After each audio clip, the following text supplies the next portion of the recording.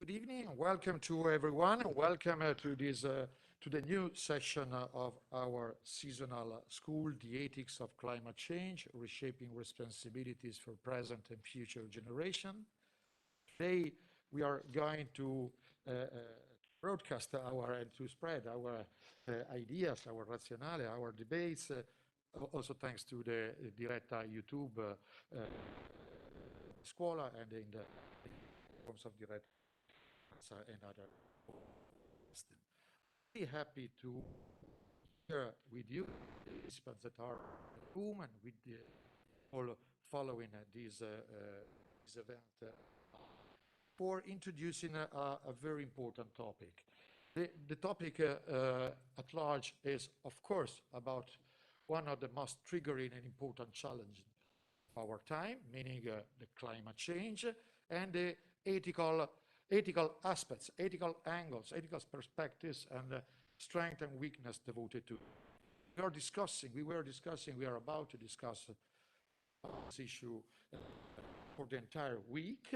As for today, we are going to give the floor to a specific segment of interest, a specific segment of the same challenge that we were talking about, meaning the new generations and the possibility to give to them voice or voices. Actually, our today's conversation is under the umbrella title Giving Voice, Climate Change and Young Generations. And we are going to, let's say, to address a twofold driver. On the one hand, we are going to describe the point of view of educational system or educational instruments from the youngest generation, we might say, up to the young as well in the proper sense of the term, on the one hand. On the other hand, and this is will be our second driver, from the local/national perspective towards the international up to the global one. We are going to describe this complex and we would hope, we hope interesting, comprehensive path, thanks to the contribution coming from several speakers and several prominent protagonists of that topic. Let me then give the floor to the first of them. Well, in this slide you can see them all not in alphabetic order, but in order of appearance, in a sense, we might say. The first speaker I'm really glad to invite to take the floor is Dr. Claudia Adamo. Let me briefly introduce Claudia again. Claudia worked in various research institutions and scenarios, from the ISAC of the CNR to the MSFC of NASA, going to the University of Washington, therefore has a really strong scientific background. He's a colleague in a more than one sense, but she is now head of RAI meteorologist, having held a PhD in atmospheric physics. For 10 years, she has been one of the SkyTG 24, SkyTG 24 in Italian meteorologists, and among other participation and distinguished collaborations, she collaborates with the Legambiente on the impact of climate change on the Italian territory. She is also author of several very interesting and innovative programs, and exactly for giving voice to those programs and her idea for addressing young generation that we invited her, and we are really glad that she was able to accept our invite. Claudia, the floor is yours. Thank you. Thank you for the invitation. I'm glad to be on this project, and I'm honored to speak after Professor Buizza. I had the opportunity to work with him in these last 3 years, and I could appreciate his great communication power on TV and radio. Today, yes, I'm here. I'm going to speak about my work and the importance of communication in my work, with particular regard to the way to give information to children. It's okay.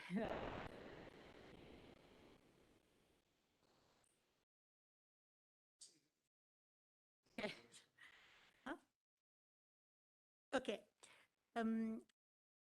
As Roberta said, since 2018, I've been working in RAI, the National Italian Broadcaster, and we provide weather forecasts for all the RAI radio and TV channels. So I mean RAI 1, RAI 2, RAI 3, RAI News, many radio, digital, and also Radio 1, Radio 2. So we provide a lot of weather forecasts, and I thought that children, they need new dedicated products for television and for radio as well, where they should learn about meteo, climate, environment, and why not space. So here we know that climate change is a very serious problem for all children around the world. This paper here is coming from the UNICEF website, dates back to 10 years ago, and the situation has not improved, as we know. So what can we do? What can I do with my work? We must teach children the importance of climate change and what we can do to face it, a bridge between science and practice, something simple, funny, which they can learn about climate and the importance of change.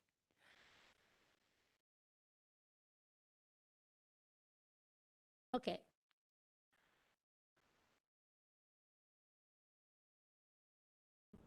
So this new idea, in Italy, we didn't have weather reports for children.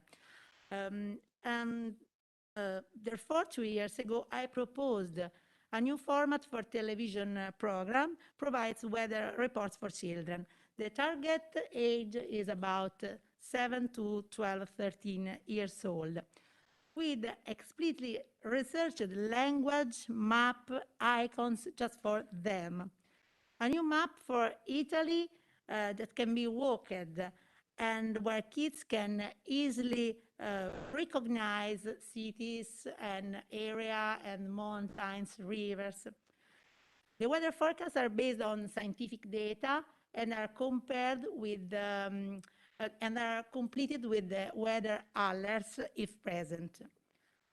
In the event of weather alerts, we suggest good behaviors to have for the flash flood, for example. We teach children that during storm, the high waves on the coast are beautiful to be watched, but very dangerous. So the warning is to watch the sea at safe distance. We believe that is a good way to teach children and indirectly parents how to live the climate change and the intensification of extreme events. And after the weather forecast, we offer a brief overview on one of the 17 principles of sustainability presented by a young researcher. This is another point. The anchorman is Riccardo Cresci. He is a young presenter because we need young people to speak to young people. It's very important to get the attention from the kids. And now I'm going to show you some parts from an episode of Green Meteo to see the science and to listen to the language that is used. And the young researcher in this episode, maybe you know.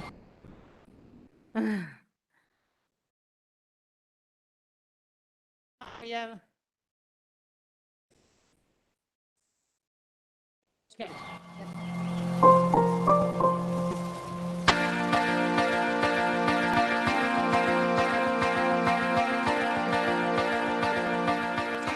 Amici, amiche, entriamo anche oggi con la mappa dell'Italia nelle vostre camerette. Green Meteo è tornato per dirvi che tempo farà questo fine settimana, ma per darvi anche qualche suggerimento sulla sostenibilità ambientale. Vediamo però che tempo farà anche questo weekend, perché per caso qualcuno qua ha aperto le finestre. In questi ultimi giorni ha fatto freddo e il vento è soffiato forte. Allora vediamo sabato e domenica che tempo farà. E lo scopriamo subito, passeggiamo sull'Italia, partiamo qui dal nord Italia con un po' di nubi, ma anche il sole tornerà a far capolino. Vedete per il resto della giornata qualche nuvola sempre qui sulle Alpi orientali, ma non solo, sull'Emilia Romagna. Eccola qua la nuvoletta. In autunno però si sa tornano anche nebbie e foschie, soprattutto nelle ore più fredde le incontreremo nelle zone di pianura, sulla Lombardia.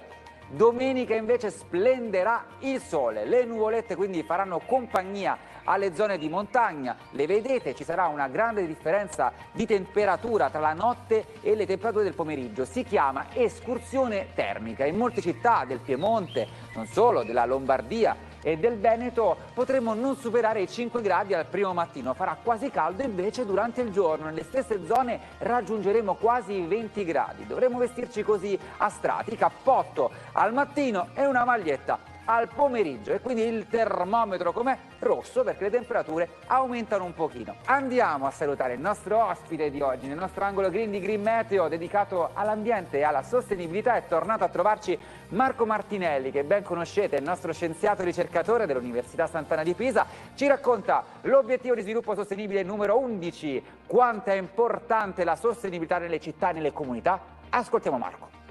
Il punto 11 dell'Agenda 2030 mette in luce l'importanza della sostenibilità nelle città e nelle comunità. Avete mai pensato a quanto costi mandare una mail? Scopriamolo, dipende dal tempo che impieghiamo a leggerla, a scriverla. Considerando che più o meno è stimato a 95 centesimi a mail e che mediamente possiamo mandare o ricevere 50 mail a settimana, il conto è semplice e vengono circa 2.500 euro all'anno. Non è tanto un problema di soldi però, è un problema di ambiente. Mandare mail significa consumare l'energia del proprio computer oppure del proprio smartphone.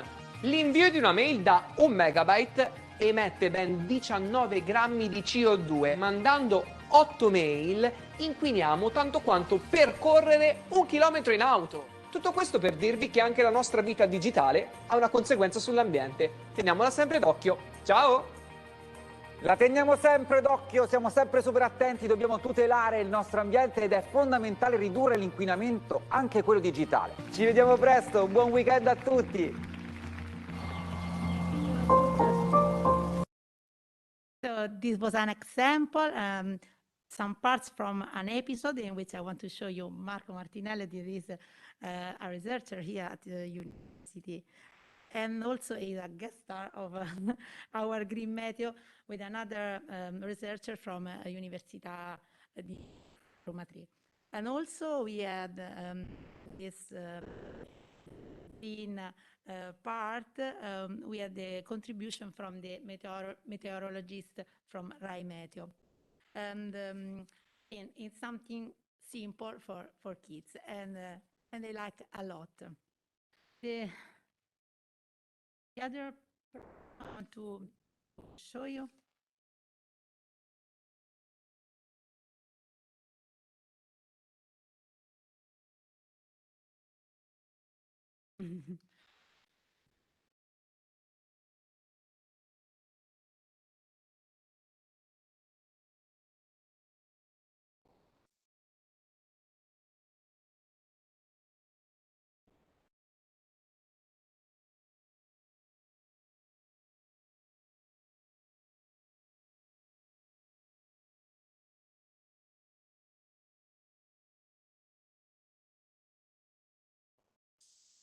Yes, the other one is Meteo Spazio, is another program just for kids, a new idea completely original for a television program, providing space weather forecasts for children.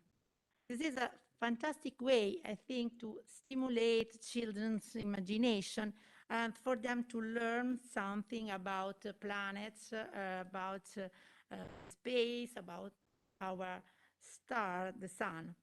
Meteo Spazio is an opportunity to take children to the frontier of space. And this program can help to realize that with such a small thing, such a great and perfect system.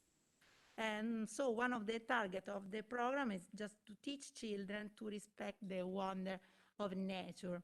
And the anchorman is again Riccardo Cresci, is the young presenter to speak to young people, again a familiar face for kids. And the program is divided in different parts. We show satellite data for the sun. Thank you. Okay. Okay, here we are, yes.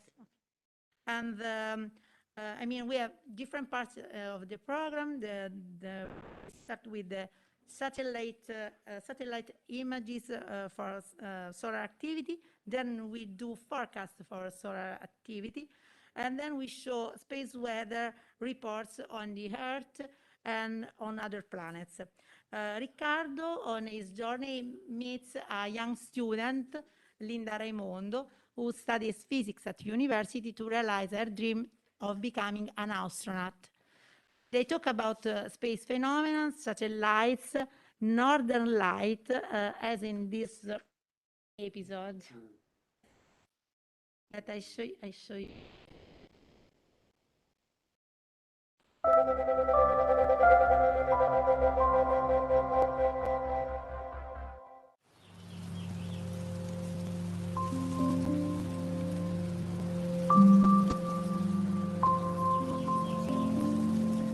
Ragazze e ragazzi, ciao dal Sistema Solare, siete pronti? Il nostro viaggio oggi sarà anche un po' avventuroso perché il Sistema Solare è pieno di insidie questa settimana e con la Star Gulp dovrò effettuare delle traiettorie complicatissime per evitare di essere colpiti da bolle di massa coronale vaganti. Allora, che cosa è successo sul Sole in questi giorni? Situazione davvero movimentata, quindi vediamolo insieme con le immagini bellissime che ci ha fornito l'aeronautica militare acquisite da strumenti speciali a bordo dei sistemi spaziali. Ecco il sole, queste sono le vere immagini registrate in tante frequenze, in tanti colori bellissimi. E questa è una foto per capire meglio come è fatto dentro e fuori il sole. Noi adesso osserviamo meglio la sua superficie. Sulla superficie del sole sono presenti ben 5 regioni attive che negli ultimi giorni hanno emesso numerosi brillamenti a raggi X, molti dei quali piuttosto potenti. Dalle immagini del campo magnetico superficiale le aree turbolenti sono ben visibili nel contrasto tra i colori del blu e del rosso, in particolare se ingrandiamo tutta questa immagine, questo contrasto è ancora più evidente. È proprio dai settori del Sole con queste caratteristiche che ci aspettiamo possibili fenomeni di una certa importanza nei prossimi giorni. E adesso passiamo a prendere in esame l'atmosfera del Sole. La corona, la parte più esterna del Sole, soprattutto alle medie latitudini, ci sono degli archi magnetici di una notevole ampiezza e agitazione. Nel corso dei nostri incontri stiamo via via approfondendo la conoscenza e l'interpretazione delle immagini del Sole. Questa volta vediamo un dettaglio che è importante riconoscere per essere buoni previsori del meteo spaziale. Vedete questa zona scura nella corona solare, intorno proprio alla zona equatoriale? Beh, si chiama buco coronale, sì, avete capito bene, proprio buco, e questo termine indica che in questo punto l'atmosfera del Sole è estremamente rarefatta e in quei punti possono scappar via le particelle e si crea un buco. Sappiate che solitamente quando i buchi coronali sono a livello equatoriale in direzione della Terra, da lì a qualche giorno ci aspettiamo delle sorprese. Amiche e amici, previsioni sul Sole per i prossimi giorni. Abbiamo visto quanto è attivo il Sole e quante zone sono interessate da brillamenti intensi. Questo è un chiaro avvertimento del fatto che nei prossimi giorni potranno esserci ancora brillamenti ancora più energetici e dalla corona poi continueranno a staccarsi bolle di massa coronale. E noi qui sulla Star Group ne sappiamo qualcosa, dovrò effettuare 1000 manovre per guidare l'astronave. Quindi cosa succederà da voi sulla Terra? La previsione del meteo spaziale ci indica una consistente probabilità di fenomeni di disturbo per i frequenti brillamenti solari. I brillamenti determineranno così disturbi ai sistemi radio e al GPS, soprattutto nelle aree polari e nelle zone equatoriali, con durata da pochi secondi ad alcuni minuti. C'è la concreta possibilità di emissioni di materia coronale dalle zone con macchie complesse anche in direzione della Terra, con relativi effetti di tempeste geomagnetiche e la frequenza formazione di aurore solo ad alta latitudine. E adesso facciamo scendere il nostro tavolo spaziale, il tavolo di comando. Qui abbiamo tutto il sistema solare e tutti i pianeti. Questa settimana abbiamo detto c'è maggiore attività, quindi ragazze e ragazzi mi raccomando attenzione al meteo spaziale se affrontate viaggi interplanetari, controllate tutti i giorni le previsioni. E adesso ci spostiamo su un pianeta. Questa settimana andiamo a vedere il meteo spaziale su Marte. Marte è cugino della Terra, montagne, vulcani, tracce d'acqua, terra rossa, stagioni che si alternano. Marte somiglia alla Terra, però non ha un campo magnetico intenso come quello terrestre, ma piccole aree di campo magnetico solo in corrispondenza di alcuni punti della superficie. E adesso, lo sapete, ci sta aspettando un'altra amica, sta per collegarsi alla nostra astronave dal pianeta Terra, un volto direi gulp che già conoscete molto bene, la nostra astrolinda, Linda Raimondo. Linda! Terra chiama Star Group, ciao Riccardo, voglio raccontarti della mia esperienza con le aurore boreali. Che emozione hai provato? Quando l'ho vista io sono letteralmente scoppiata a piangere, c'è proprio l'emozione, l'adrenalina, non so neanche io, è stato veramente bellissimo. E se non l'avete mai vista, auguro veramente a tutti quanti di vederne almeno una nella vostra vita, perché merita davvero. Amiche e amici, devo riprendere il mio viaggio, mi dirigerò oggi verso nuovi orizzonti. Ciao a tutti!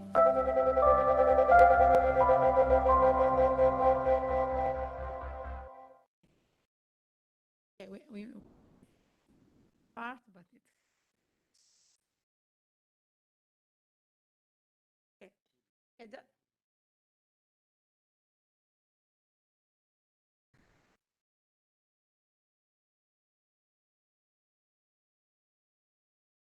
So this was just the main part of presentation. This new television product just to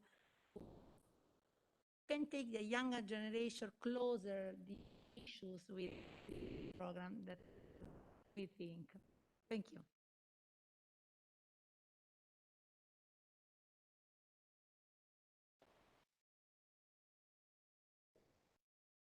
Indeed. Indeed, Claudia. The second part of our program. Sorry for these technical problems. As you noticed, well, the voice was running while perhaps the video was not completely aligned, we're completely in parallel. But at the very end, it's okay, and we have to thank Dr. Adamo for having presented at least a segment of her wonderful job. A really, really important part of the possible audience, possible future citizens that are already present in this on the earth, that are ready for being educated, in a sense, towards a more climate change sensitive education, in a sense.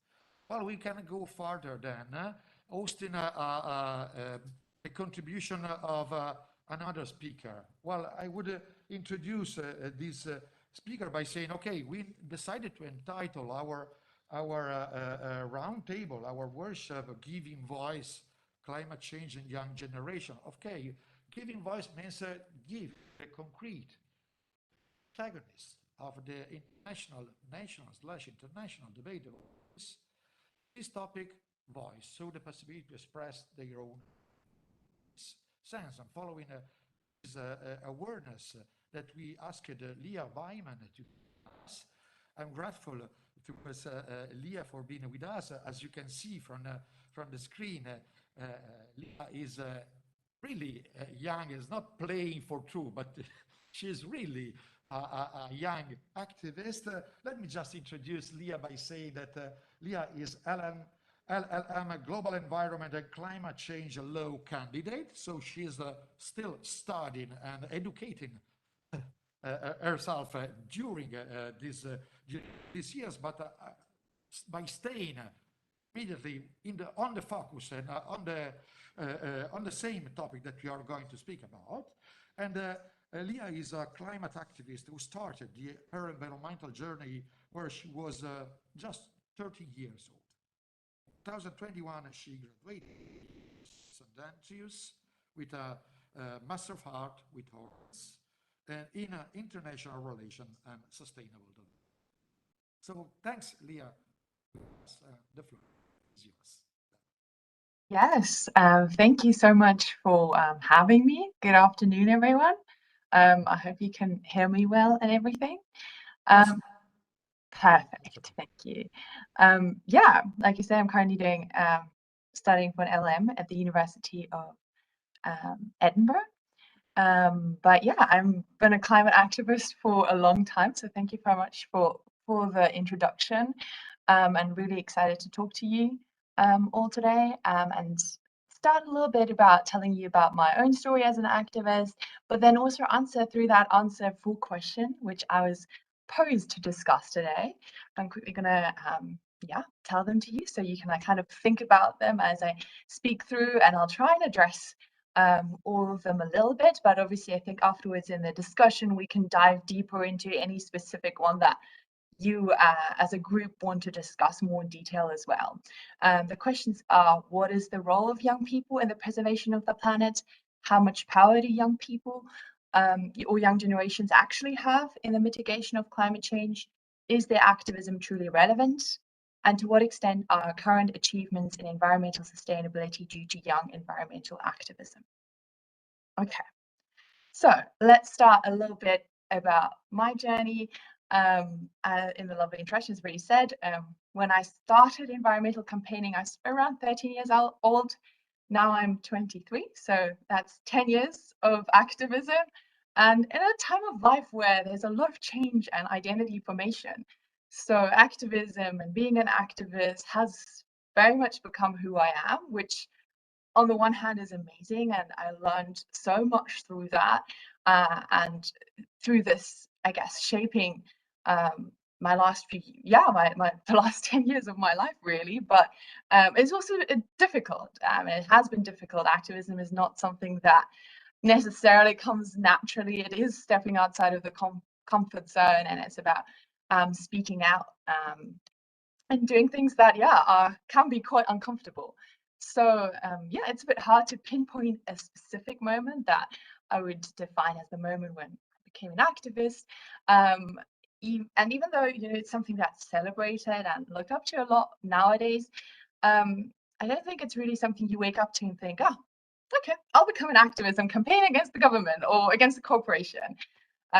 It's not the sort of dream that you dream about when you're young, and the way that you maybe contemplate things like wanting to become a dancer or a magician or musician or an author. It's not a job, and I think it takes a lot of bravery, which quite frankly, when I started, I really didn't have.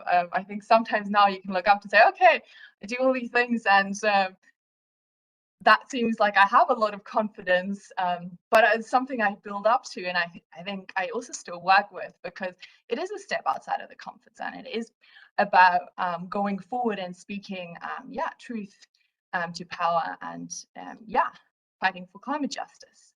And yeah, I think even though it's something that is celebrated a lot more and something that we should celebrate, youth climate activism and activism in general, but I also think it's something that should concern us, because there are some questions that, I think we should be asking ourselves more around youth activism, including, why is it that young people, teenagers, sometimes even children, have to go out and to fight for their right to life, to their rightful future? One of the questions today is, if youth activism is relevant. And apart from the fact that I would argue it has achieved a lot, and we can talk about that, but I hope we can come to agreement that to least, the youth movement and climate activism has stirred up conversations in society and conversations that we have. And I think that's a critical achievement and step to move forward. But I think it also highlights a critical failing of our society, because I think childhood is supposed to be one of the most beautiful and carefree times of our lives. It's the time when you're not supposed to worry about our future, or it's the time, where you just can play around and don't have to worry too much. And it's the job and responsibility of parents and adults, because worrying about the future is something that you do for the rest of your life. And I think it's the responsibility of leaders to make sure that they're fulfilling their jobs so that we have a future. So then is it fair to put this back to children and young people to go outside on the streets and fight for their future and do environmental campaigns in their free time? And then also, in addition to that, criticize the fact that it's being done, rather than actually maybe questioning, why on earth is it that youth has to take drastic measures, and what can be done about this, and how can we create these spaces for voices to be heard, and how can we empower youth? Why is it that children are skipping school for environmental campaigning? And I think in my experience, it's because they don't get heard, and there are too few spaces that really consider youth voices and concerns. Personally, I've done countless hours of volunteering and campaigning for environmental causes, but I think if I think about the ones that have attracted attention, have usually been the ones with more drastic measures. And I think, that's just the reality. And I think it's why the youth climate strike movement has achieved so much and created such an outcry, because it's not just children talking in schools or in front of their peers or in class, or in their homes or even in front of the UN. It is taking it to the streets, and it's making it visible to all of society.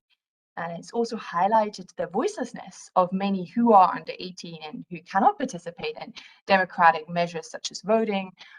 So I think there's a highlighting of that. There's very little serious space for getting youth concerns and voices heard, especially in the mainstream.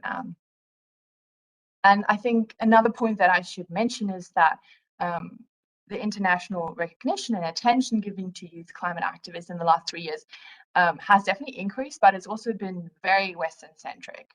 So yeah, the environmental movement is nothing new. Youth activism is nothing new. And there have been and continue to be a lot of voices, especially of marginalized and those most affected by climate change, that have simply not been heard or that are not sought out. And I think that's a continuous problem. And in this discussion about voices that we need to address and think about and consider. So yeah, I hope that answers a little bit, or at least provokes some thoughts around the question, you know, why youth activism is relevant, whether it's relevant, and why it's taking place, and the impact that it is having. But let's move on to the question about how much power the young generations actually have to address and mitigate climate change. And I think this is a really interesting question to answer, because the power I don't think it has been given to youth activists, I would say, at least not in most cases, and not in mainstream ways either. But that does not mean that youth do not hold power. Indeed, I would say youth has taken some power back that has traditionally been entrusted to older generations. It's about us as young people saying, you do not own the earth. You are simply borrowing it from us and from future generations. But we are not happy with how you're doing it, and we want to take this power back. We want decision-making and consultation powers. We want to have a say in our future. You have broken our trust, and you're too busy thinking about yourselves, which is why you are failing us. That is something we cannot accept, and we're taking power back. We're taking things back into our own hands. It's not our job, but it's our life, and it's our future, and it is something you cannot fail us in. Yeah, I think this is an example of voicing that, I guess, frustration and anger, but it's also about this reclaiming of power, which is what gives young generations the rights and yes, I guess the agency to create change, and that importance of speaking truth to power. So I would very much say that power and legitimacy to our voices has been reclaimed by youth. However, I think when I think about this, I am concerned that if this power and legitimacy and voice will continue to be given to youth, because we have seen the increase to it, but we've also seen a little bit of a decrease on actually how much is, yeah, I guess the normalization of youth climate strikes and things like that. And I think we should be careful about society starting to accept and normalizing the youth climate strikes and the youth campaigns, and they should be regarded as something sacred, and they are something important. They've become spaces of reclaiming power and voice. But I think it's also worrying and indicative of government failing and democratic failing, that we should really let sink in for a little bit and think about what that really means, and what we can do to help with creating those spaces. Why is it that people feel like they're not heard in any other way, that that you have to take the step outside and go and protest, for example, or run environmental campaigns? Yeah, but moving on from that discussion about power comes the question of what role we play and should play. And I think the surfacing of recognition of this failing towards us and all future generation is something that does give us a role and a purpose. Yeah, I belong to Generation Z, and I think probably a lot of the students listening do as well. And I remember a moment in high school, actually, when I was listening to a talk about Generation Z, and it's sort of the framing was the lazy, technological, me generation, which we're called. And I think we're shaking up some hypocrisy there, because we are highlighting the ways in which society has been so focused on me, that it's literally jeopardizing the future survival of humans on Earth. We are a generation that is shaking things up, and technology is aiding us because it's connecting us across the globe. It's giving us the strength that maybe alone in a small town or in a school or in a big city we might not have. But because we have grown up with technology and with social media, we've cultivated both a support network as well as an amplify voices. And that goes not to say that obviously there's concerns around technology use in those social media spaces as well, especially when we talk about, I guess, the criticism and the bullying that does also happen on there. I think that's a very serious separate topic, but I think it's also very much created these spaces for voices and amplification and support networks that gives any person really a little bit of a platform to speak about environmental issues, not just through through their within their little bubble and circle that of people that they know, their little corner of the world, so to say. And I think every one of us has a critical role to play, because we are the ones that will have to pick up the mess in the future, but also because we're fighting back now when we still have a fighting chance towards climate change. And I think it is about mobilizing across generations, which is definitely something that is also very much happening. It's not just a youth movement. I think it's been started and spread very much as a youth movement, at least in the last couple of years. But it's very much an intergenerational linking, and I think I think it's a new movement that is largely led by Generation Z, but I think that really goes across across generations, and I think that's also what's making it very strong and prevalent nowadays. But I think for me, this poses a little bit of a question of what now? You know, there's so much to do. Eco anxiety is something that's skyrocketing. Awareness is growing,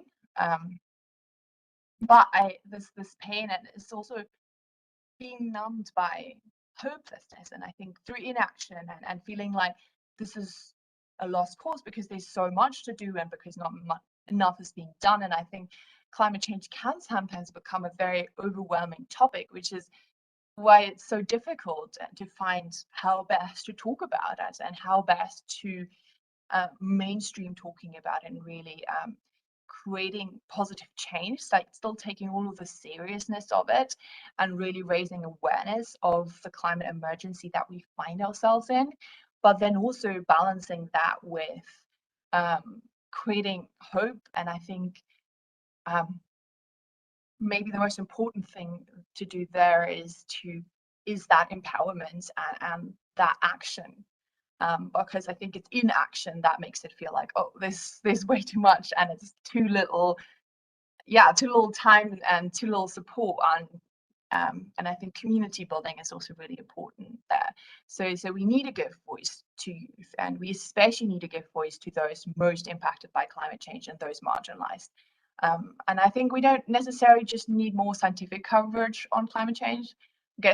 We do, because it highlights and brings awareness, but I think what we also need is stories and faces behind climate change, more than just numbers. You know, we need to tell the story of lives, of futures and dreams, because that is what it's about. It's about our future, our lives, our dreams, and the wish to experience and live in coexistence on this beautiful planet with our fellow Earthlings. So if you allow me to conclude, I'd like to read 2 poems from my book, Dear Earth, called System Change, Not Climate Change, and then The Winds of Change. That will only take a few minutes, but I think maybe that'll just be a nice space to just reflect and then to think for our discussion later as well. But yeah, that's System Change, Not Climate Change. We need to stop being afraid of change, because what awaits us if we do not change is far scarier. We live in a world that has been designed to enrich those with riches. We live in a world that deceives, bribes, and silences. We live in a world that shouts for innovation, but does everything in its power to maintain the status quo. The reason I say change starts with us is because it does. We need to be prepared to change. We need to not only demand change, but we need to show that we're willing to embrace it. We need to look in the mirror and become clean with ourselves. But we cannot allow the system to shame and blame us. We cannot move the focus from the culprits, but we also cannot change the system unless we change ourselves. It's a loop. Instead of blaming and shaming, we need to move forward and prosecute all those who do not move with us. All those that are willfully destroying the future for all those living on Earth today and for all those who are yet to live on Earth.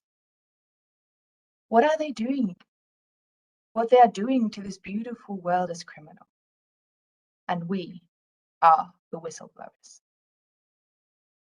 And then the winds of change. There are people who want to divide the world. Powerful people. Influential people. They divide us from each other. Divide us from nature. Divide us from love. They tell us about our differences. They tell us about right and wrong. Black and white answers. They tell us about a system of power struggle.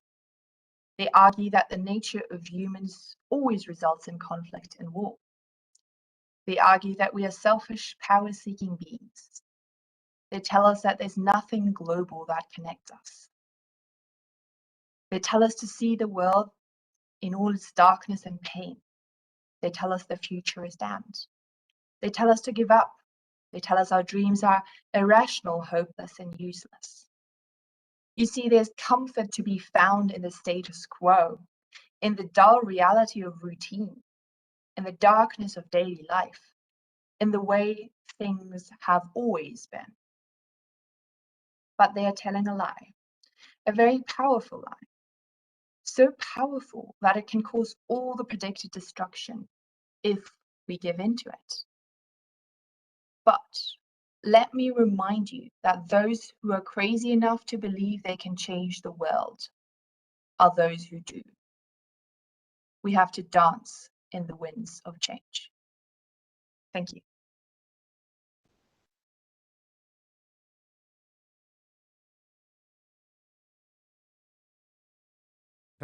Thanks indeed to you, Léa, for this, for your speech, for the word that you said, for the word that you recalled and you echoed, and also for the word that other might add to your voice in order to increase the strength, but also we do hope the outcome, the results of your commitment as generation and let's say the youngest part of humankind.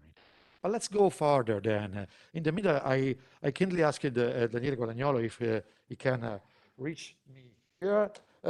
In the meantime, let me just express what we are going to do in the approaching the second part of our afternoon. After Daniele's intervention, we will go for a very quick pause, 10 minutes pause just to refresh our mind.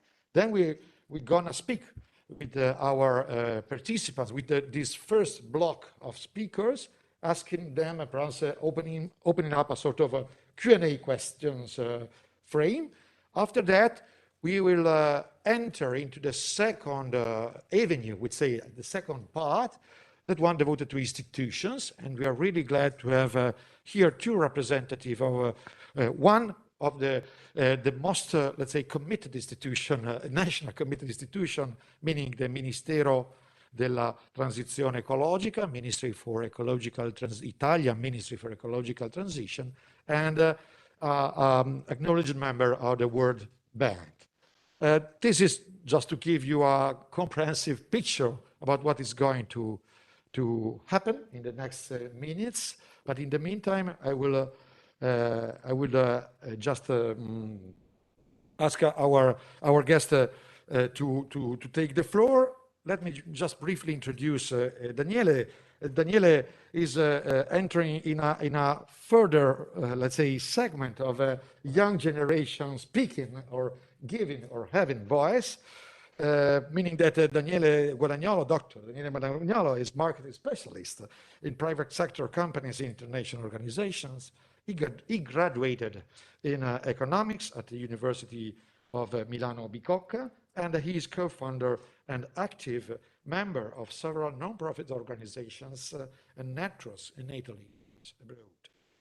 Last but not least, Daniele was appointed as delegate of Italy at the next Youth for Climate Summit, but he already was present in other Youth for Climate initiatives, and I do hope that he's going to speak also. Daniele, the floor is yours. Thanks for having accepted our invitation. Should I go? Daniele has a presentation. Okay. Then we should share. Just a second, Daniele, if I may.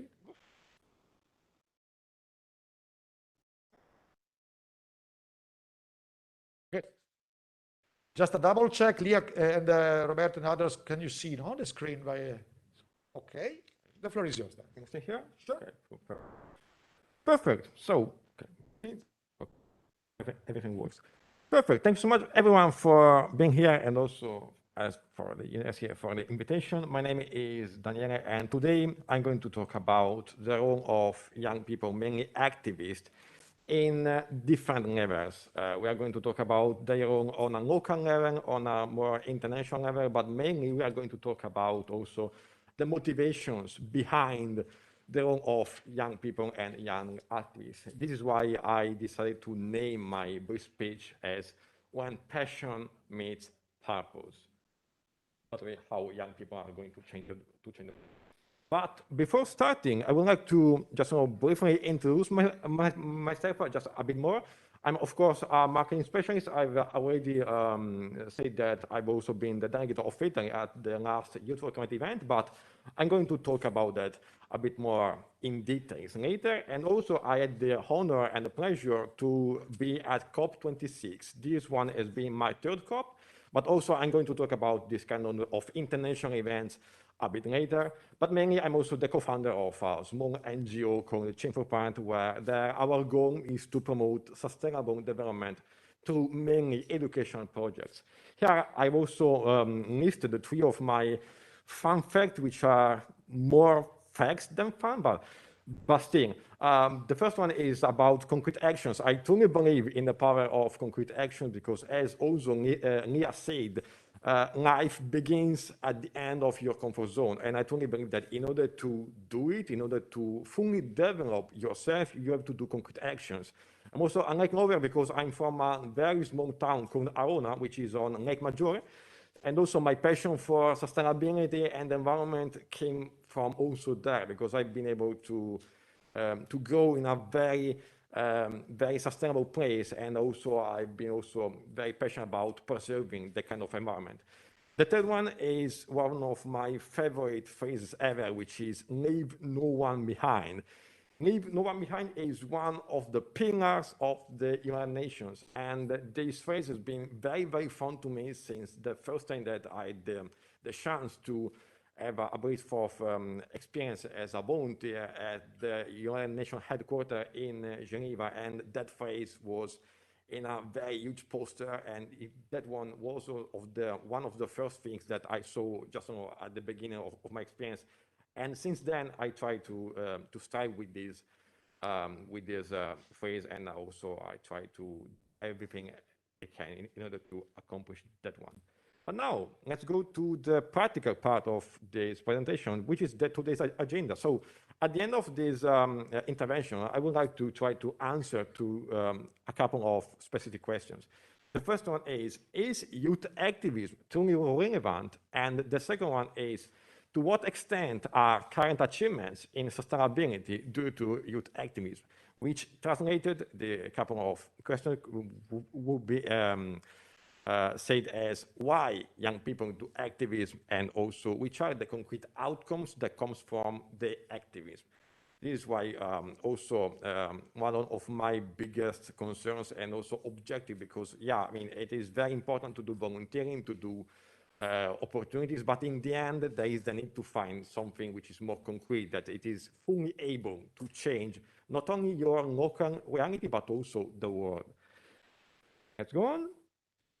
So first of all, in order to answer to the first question, what is youth activism? I'm going to also just give you this question also to the audience, because I wanted you all to think about what is youth activism in your opinion. I'm going to ask you this question because there is still not a singular definition for youth activism.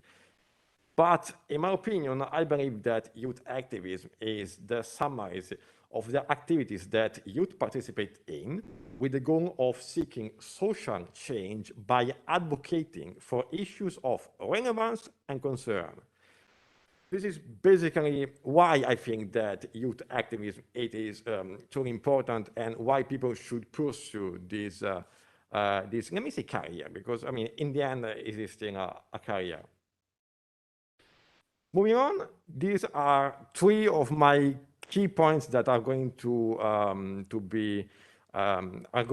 express my ideas of why youth activism is truly relevant. Because I mean, of course, the answer is yes, but why it is relevant? My first point is that youth activism really opens minds.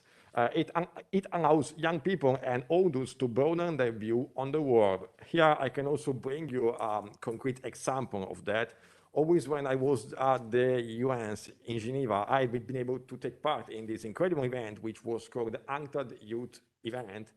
It was the 2018, and there we were something like 100 people from all over the world, and we got something like a brief course about sustainability, about the role of sustainability into the world, and also about climate change.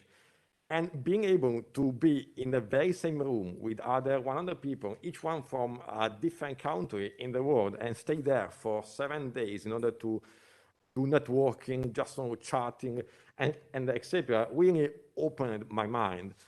My second point is about that youth activists really feel special, because young people need a purpose and crave a sense of belonging. I came up also with this idea because I really believe in doing things with a higher purpose. And I truly believe that also youth activism is something which is mainly related to that, but also it provides you the ability to do a bit of networking with like-minded people. And also, why not creating long-lasting friendship? Like also another example, I have a lot of friends that I made doing international conferences, exchange programs, and similar, that came from all different backgrounds, but we have the same view of the world. And we all together, beside difference in education or languages or similar, we want to make the world a better place, and it is what really matters. Point number 3 is about that youth activism gives to the decision makers a different point of view. With Youth for Climate, we saw that there is, or better, there was this huge difference between the young people and the people that have a bit more experience. And also with that kind of event, we wanted to create a bridge with this, or better, with those different generations in order to work all together and to draft something concrete, something that will be able to, in the end, change the world. Let's go on. But now, to what extent are current achievements in sustainability to youth activism? So I try to explain you why youth activism is important, why a young person should start his own journey. But now, let's think about the concrete outcomes that comes from youth activism. One of the best examples that I can provide you is the one called the Youth for Climate Driving Ambition. It's been one of the, or perhaps the most important event, or better, youth-related event of last year, that saw the presence of almost 400 young people from over 190 countries in the world. And we gathered there in Milan for 3 days in order to draft a document which is called the Youth for Climate Manifesto. And yeah, there are also other few details. It's been a very intense and global effort, because in the end, we had been able to try to find a common solutions about 4 main topics, which I'm going to explain a bit later. But that one is just a huge signal about if you have enough self-power and enough willing to change and willing to collaborate with everyone, common solutions is always possible to be found out. But now let's go more in details about the Youth for Climate Manifesto, which is the document that we drafted in only 3 days. Yeah, of course, there also has been a lot of work before the event, but we finalized everything during these 3 days. The 4 topics were basically, the first one is youth driving ambition, so the role of young people mainly into decision-making processes, like how to involve young people in going, for example, to the COP or participating in local assemblies and similar. The second, the number 2 is sustainable recovery, which is mainly about creating green jobs, how to promote the sustainable tourism, how to also enhance the financial flows and similar. Topic number 3 is about non-state actors' engagement. Basically, is the role of the civil society, but also the NGOs into the sustainability and environmental sphere. Number 4 is climate-conscious society. In other words, it is how to provide a better educational system, but also how to educate media in order to express a certain news, not only as a matter of fact, but try to do also a bit of storytelling and providing the right news to a broader audience. Moving on, is that all? Because there it's been a very incredible event. It was mainly a youth-related event, but always at the end of this event, there is still this sense of, okay, we did a great job, we did a lot of presentation, we did a networking, but now what? The what is exactly my next session, which is basically at the end, we had been able to bring our proposals to the COP26, which, having a step back, the COP means Conference of Parties. It is an acronym where parties are basically the states, the 197 states which are officially part of the UNFCCC, which is another acronym that stands for United Nations Framework Convention on Climate Change. It is very long, and basically a COP is, in my opinion, the most important conference on climate change and also sustainability. It is held once a year, and every time it happens in a different country, also in a different city. But the most important thing is that at the end of the COP, there is a singular outcome, and that very singular outcome is reached by consensus. That means that all the countries, all the 197 countries that are part of the COP must agree on that document. If there is even a single no, the document has been shredded. So as you can see, it's a very complex and a very important outcome. And for example, the most important and relevant outcomes that has been provided by the COPs are the Kyoto Protocol that has been provided at the end of COP3, and also the very famous Paris Agreement, which is the outcome of COP21, which was held also in Paris. But now, I provided you what is a COP, and also this is the final outcome of the last COP, so the COP26. The final outcome took the name of Glasgow Climate Pact, which here there are briefly resumed 3 key points. But mainly, the goal of this document is to keep the Paris Agreement alive with this set of agreements. And for your information, the main goal of the Paris Agreement was to keep the global average increase of temperature under 1.5 degrees. Now, I gave you the information about what is Youth for Climate, what is a COP, what is the outcome. But now, in which part, or better, how the youth effort that we made at Youth for Climate came into place at COP26. Here, there is a screenshot of part of the Glasgow Climate Pact, and as you can see, Articles 63, 64, and 65 clearly refer to the efforts that we did at Youth for Climate. And this is, if not the first time that something like that happens, it is for sure one of the first time that the youth effort are officially recognized by 197 countries in the world, and I take that as a huge victory. Moving on, we also had a lot of, let's say, improvement and impact even on a local level, because there, when we talk about COP, when we talk about UNFCCC, we talk about a more international sphere. Here there is very, very new news about the recent change into the Italian constitution. Because for the first time ever, now Italian constitution provide also the protection of the environment and also of the animals. And this, let me see, agreement, this objective, this goal, has been accomplished not only by the effort that has been made in the last, let me say, few months, but also the effort that has been made in years and years and years of youth activism, networking, and similar. It's been very, very concrete example of what people can do if they start to collaborate all together. I mean, the political sector, the private sector, the young people, and this is basically what we can do if we try to collaborate and we put aside our differences in order to have a better world, a better country for everyone. This was all. Thank you so much. These are a bit of my content. If you want to, thanks. Thanks so much.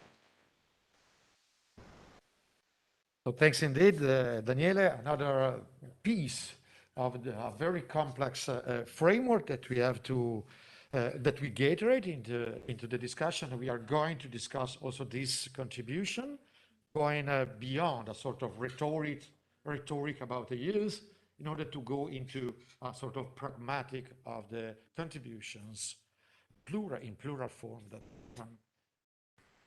the youngest part of our humanity in a sense. So as I promised, now it's time for refreshing our mind. My proposal is to have a 15 minutes break. Then we will start again by a Q&A session devoted to these three wonderful and really interesting interventions by our guests. And then we will pass through the other, the second segment, having in mind also the possibility to discuss with the other two distinguished speakers that are going to. Thanks again for your attention. Thanks for your contributions.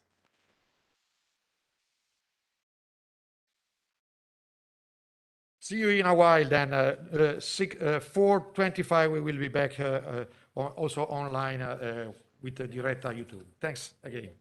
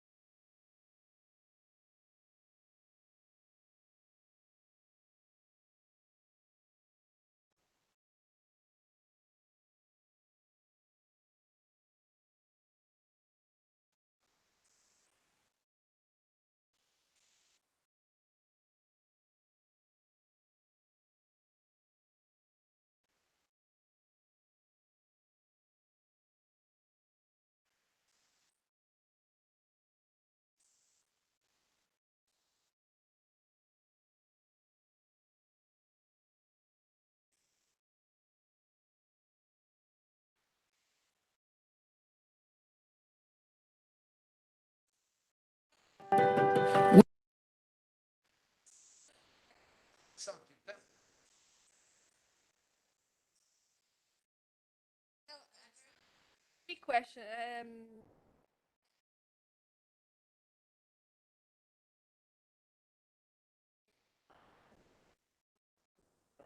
Ce l'ho già caricato qui.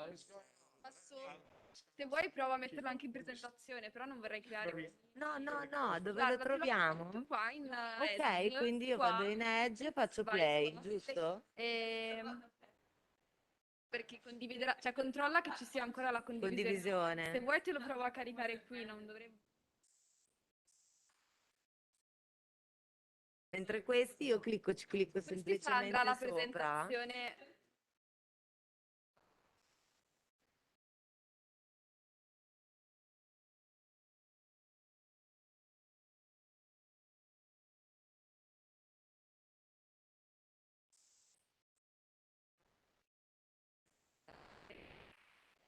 from video embed code, credo.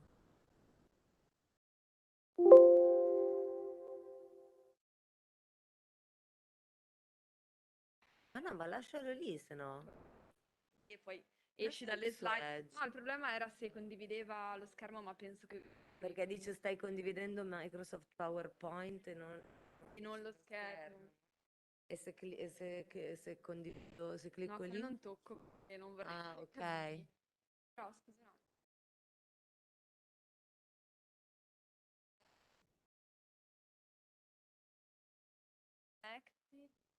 We have the power to create our future.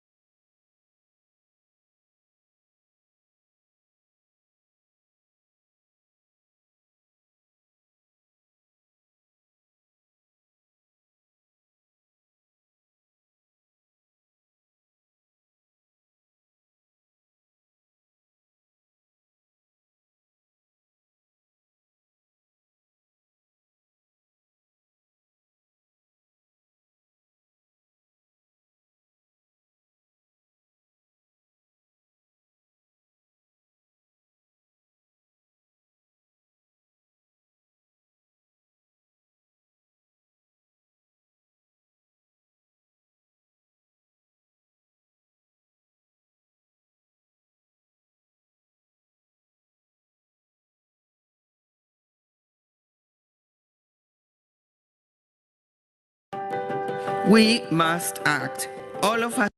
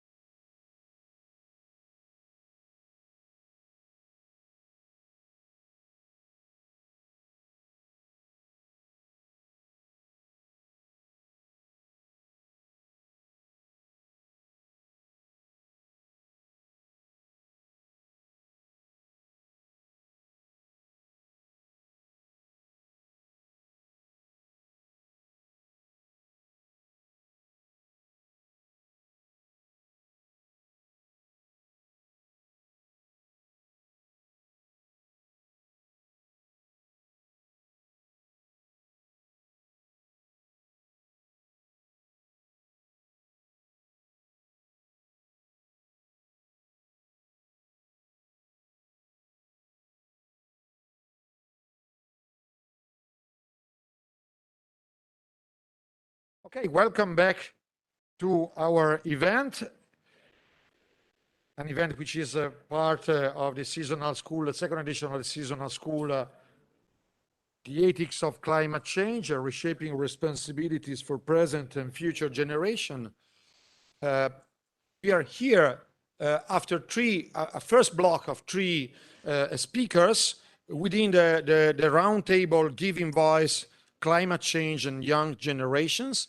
Now the floor goes to the participants, meaning the participants to the seasonal school who would like to intervene and to address our speakers, starting from what they shared with us. So the floor, starting from this moment, is open, and please just raise your hand and just come here for raising question and sharing your ideas. Please.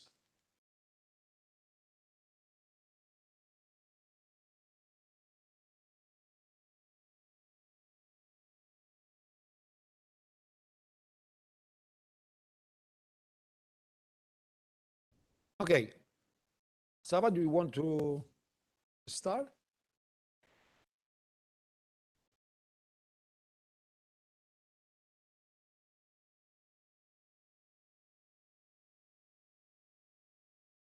And please just introduce yourself. Hello, everyone. My name is Saba. I'm part of the PhD in Sustainable Development and Climate Change. Thank you for the very interesting talks. There's a lot of points that I wrote down. But my question is for the first presenter, Claudia, talking about communicating with children. So how do you communicate climate change in a way that's not sort of, it's like an existential crisis that you don't kind of make people feel hopeless, as opposed to we can't take action, especially when it comes to little kids, because as the second speaker mentioned also, that it does kind of tend to go to this like hopeless, it's not really their fault, but they're left to deal with it a lot of the time. So I think it's like a bit of a critical thing to try and communicate with little kids. So I was wondering how you approach that. Thank you. Thanks indeed. Saba? Well, Claudia, would you reply? Please come here, if you don't mind to come here again. In this case, we can see you.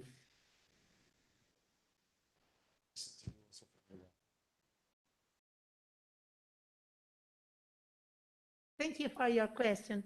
I think that with the children, so this target, we don't need to make them in the situation to be afraid of climate change.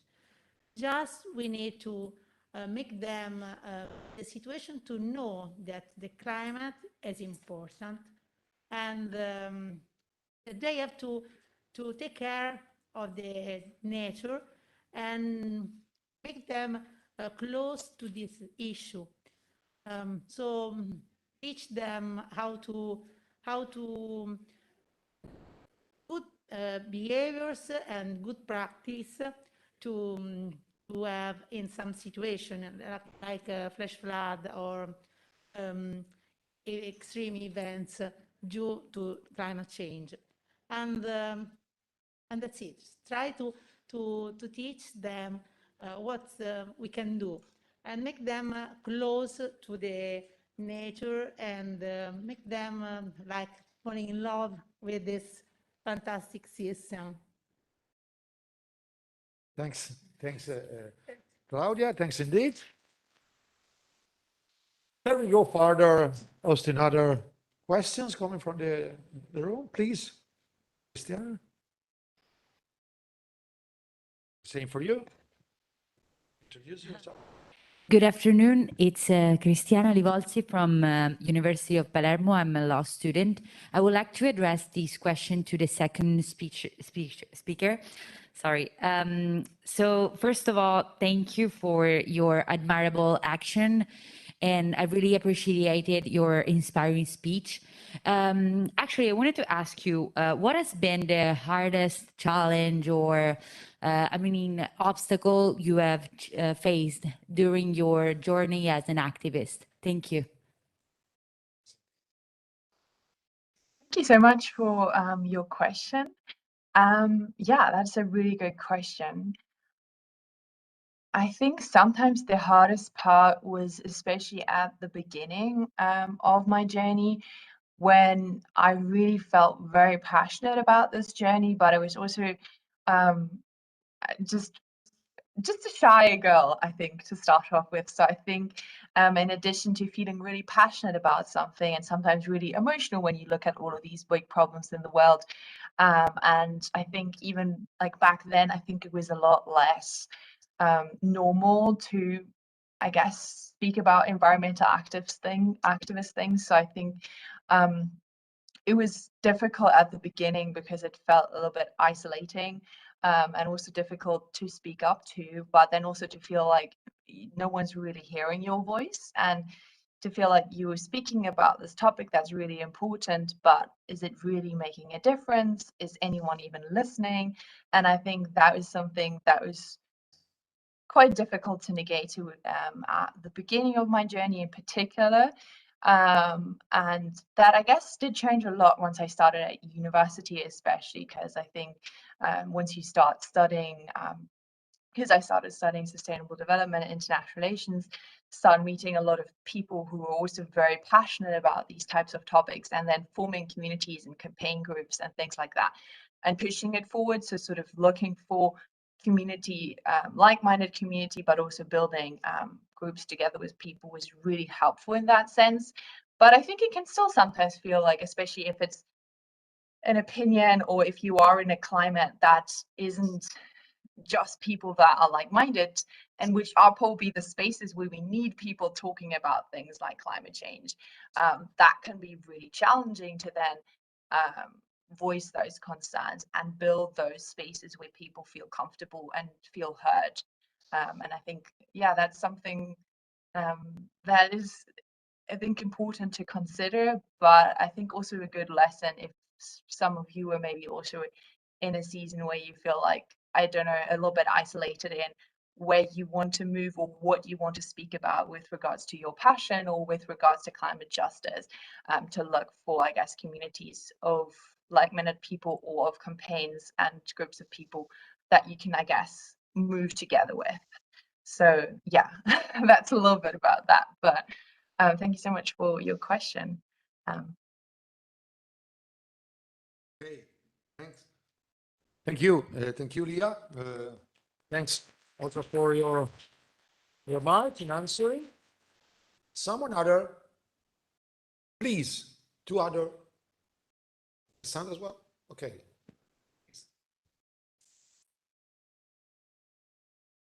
My name is Elena Nalato. I'm a PhD student in sustainable development and climate change. And I would like to thank our speaker all and to pose a question, or maybe two, to the activist speaker in this session. I would like to know from you, what is the relationship, in your opinion, between activism and power, or like, let's say, the institutions? Which position with respect to the institutions would be more effective for climate action? And I mean, is it always a matter of a good versus evil narrative, or also with corporations? Or is it effective also to cooperate? And this good versus evil narrative would be more useful to engage people in the climate action instead. Thank you.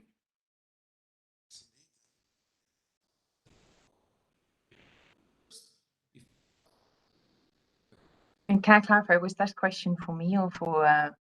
For both, for you both. So Leah, you can start, and Daniele, if you would like to add after the.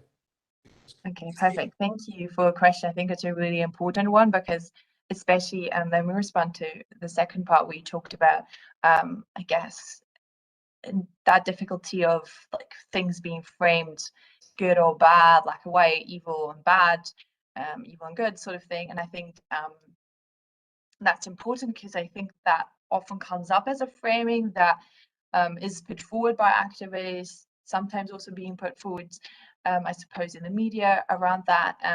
And I think the more I've learned about climate change, and through my studies, I guess, the more I've learned how nuanced that especially can be.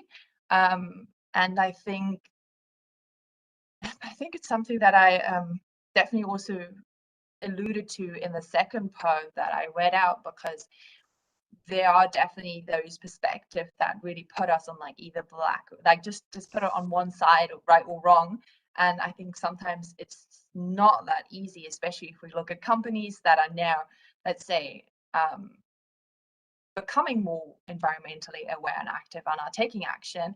And then it becomes difficult to really look at that. Is that just being done as a form of greenwashing, or is it a genuine effort? And I think that's also where you can sort of differentiate between the people that are, I guess, recognizing, or companies or institutions that are recognizing that maybe some of the actions that they did in the past do no longer align with the future, and that are taking genuine steps forwards. And I think that's sometimes the difficult part to analyze. Is that really a genuine effort that is being taken forward, or is it just lip service? And I think that's that important distinction that needs to be made, and that we have to analyze when we look into the world and we look at the announcement of governments, of corporations, and of institutions. For example, there are a lot of institutions that are proclaiming net zero announcement, and then to look at like, well, what are the plans behind that? How is that effort genuine? And I think if it is genuine, then that's something that should be celebrated, because as a society, we need that transformational change from across industries and across actors that are taking it forward. And that doesn't mean that, I guess, past mistakes should all be swiped clean and forgotten, I suppose, because there is a historic responsibility. And I think we should recognize that as developed countries in the world as well, and in the Western world, especially, that historic responsibility of emitting carbon is still there, and should be also considered. But I think if you have institutions, corporations, or perhaps even governments that are taking genuine efforts forward, that is also something that should be celebrated and should be recognized. So I think it's not, like you said, it's not always as simple this or that, good or bad answer. And I think that's something important to take forward and realize. I don't know if there was a second part of the question that I missed, but well, thanks, Léa, for this moment. We have Daniele here for completing or complementing, in a sense, your answer. Then we have another question coming from. Yeah, first of all, thanks so much for the question, and also Léa for the concrete answer. Thanks so much. So in my opinion, yeah, I mean, I agree in the fact that there is still not a good side and a bad side of the story, but in my opinion, it's more about finding that there is a difference between useful actions and useless actions. Why I'm saying this one?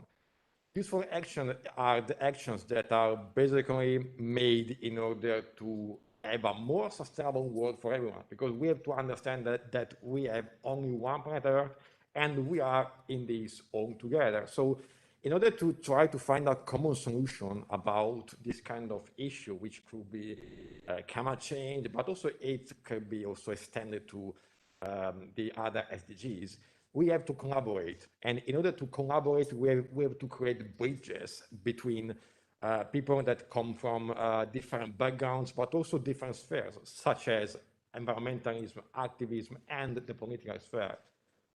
During the last years, I've also been able to create, or better, trying to create these kind of bridges between NGOs, because I'm also a young professional that I've been working with private sector companies, but also NGOs and similar. And I also seen that there is yet and still this huge gap between not only young people and people that have more experience, but also this sector, because usually people that come from a scientific background are very, let's say, misunderstood by people that, for example, comes from an economical background or also a political background, because also there is still this better difference of views.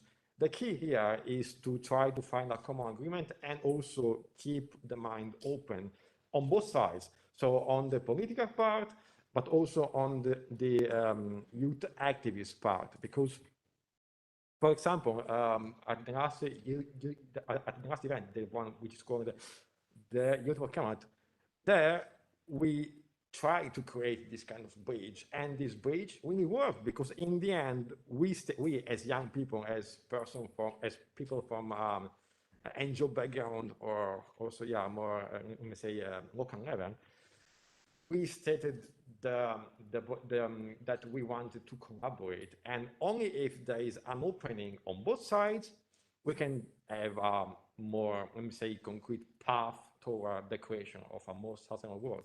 So everything is there. We only have to keep an open mind on both sides and collaborate together as much as possible. Thanks. Indeed, Daniele, and thanks again, Leah. We have a question from Cassandra here from this room, and then a question coming from Professor Roberto Buizza on WebEx. If we might group both questions and both issues, please, Cassandra, start. Someone other from the David. Let's try to go to have for 2 rounds, please. All right. Hello, I'm Cassandra. I am currently pursuing my PhD at the Wittenberg Center for Global Ethics, and I would like to direct my question also at the 2 activists here. And my question is of representation, because both of you claim to be representing youth, and I would just like to point out that both of you are only fitting a very small part of youth, right? I assume you're like in your early mid-20s, you're both highly educated. What do you perceive your task, your part to be, to also be representative of the voices of youth that is not represented by you as a intersectional person? For example, younger people, children, less educated, working class children, maybe also the same age with a different background. What do you perceive your role to be, and how important do you believe it to be to represent those as well? Thank you. Thanks indeed, Sandra. Another very triggering and stimulating question, and I'm sure that Roberto Buizza is saying. Roberto, the floor is yours. Yes, I just want to go back to this question that was raised before, the goods and the evils. I think, and in fact, I'm quite in agreement with, I don't remember the name of the person who just spoke before me. Sandra. No, Cristiana Bros? No, the guy, yeah. Saba. Yeah. So, no, the entrepreneurs. Daniele, the girl. Daniele. So I agree that we should try to avoid talking about the bad and the evils and the goods. I think the narrative should be, it's going to be better for everyone to change. It's going to be good for all of you, not just for health, for the future, for us today, for the next generation. So we need to, because if we continue, if we talk more about the goods and bads and the evil of, I think it's going to be very difficult to convince the majority of the population who is not yet ready to embrace transformation. There is such a resistance that we need to find a way to get everyone on board, to ensure people that we can guarantee jobs, futures, health, education to everyone if we change. And it's going to be a much better world. And rather than saying we should do this otherwise. So I think I would stress this in the messages. I don't know what Léa think about this. But this is what I've always tried to transmit when I talk about climate change. It's not that, I mean, the message should be, it's good. It's really good. We need to transform because it's going to be good. It's not going to be painful. It's going to be challenging, but we can do it, and we can help everyone to be part of this new world. Back to you. Yes, indeed, Roberto. Perhaps we can give again the floor to our two speakers that were addressed by those questions. Please try to be brief in order to give more space to other questions that are already waiting to be expressed. Please, again, Léa and then Daniele, please come here. Léa. Yeah, just quickly to Roberta's point, thank you so much for raising that. I think it is, I do agree. I think that we do need to be careful in terms of messaging, especially around to, I guess, build this movement of partnerships and collaboration, and I guess also creating active hope that there is a future. I think there is space for, I guess, people or certain, I guess especially high responsibility people. I wouldn't say general public. I would say, I don't know, certain billionaires or people, let's put it that way, companies that are really not moving in the right direction, are actively pursuing efforts to not do so. Or, for example, think tanks that are purposefully spreading misinformation about climate change, for example. And I think there is a space to be very critical about that. But I think in general, yes, we do need to create a positive framing, not really framing it around like bad and evil and good, but really bringing people together around this mission to create a better world for all. So yeah, just quickly wanted to respond to that. As to the other question that was asked on representation, yeah, thank you for that question. I think representation is something that is important to, just very important to discuss, which I guess is also why I mentioned when I was talking about the lack of representation, voices that are being heard from marginalized and from people that are perhaps most affected by climate change, but that do not have platforms to speak or that are just not listened to. And I think that is something very, very important. As to your, I guess, comment on youth representation, I don't claim to represent all youth or to be all youth. I mean, I am someone who has experienced of being an activist from early on, so from my teens onwards now to early 20s, but nowhere near claim to have a representative opinion on youth activism or any of that. I suppose I'm just speaking from my own personal experience around activism and youth activism, and I do think it is important that we we search for those voices and creating those spaces, because like I said, I don't think that we have enough spaces that genuinely listen to youth and that create opportunities for empowerment and for bringing concerns forward and really creating opportunities to make a difference. Because I think the most best part about being an activist, if you start realizing you can actually do some good things and you see change happening and you're given opportunities to create something that is better, that is more sustainable, and it is that I think is the important part. I don't want to go on too long, just for the questions to leave time for Daniele as well to speak, but hope I answered your question. Thanks, Léa. Daniele, then. Yeah, no worries, Léa. Also, thanks so much. I'm going to be very brief. So, about the question of Roberto, basically, I think that everything has been already said. Also, on my behalf, I truly believe in the power of collaborations among all the levels of activism. So, I think that we are on the same page there. About the question of Cassandra that I found really, really interesting.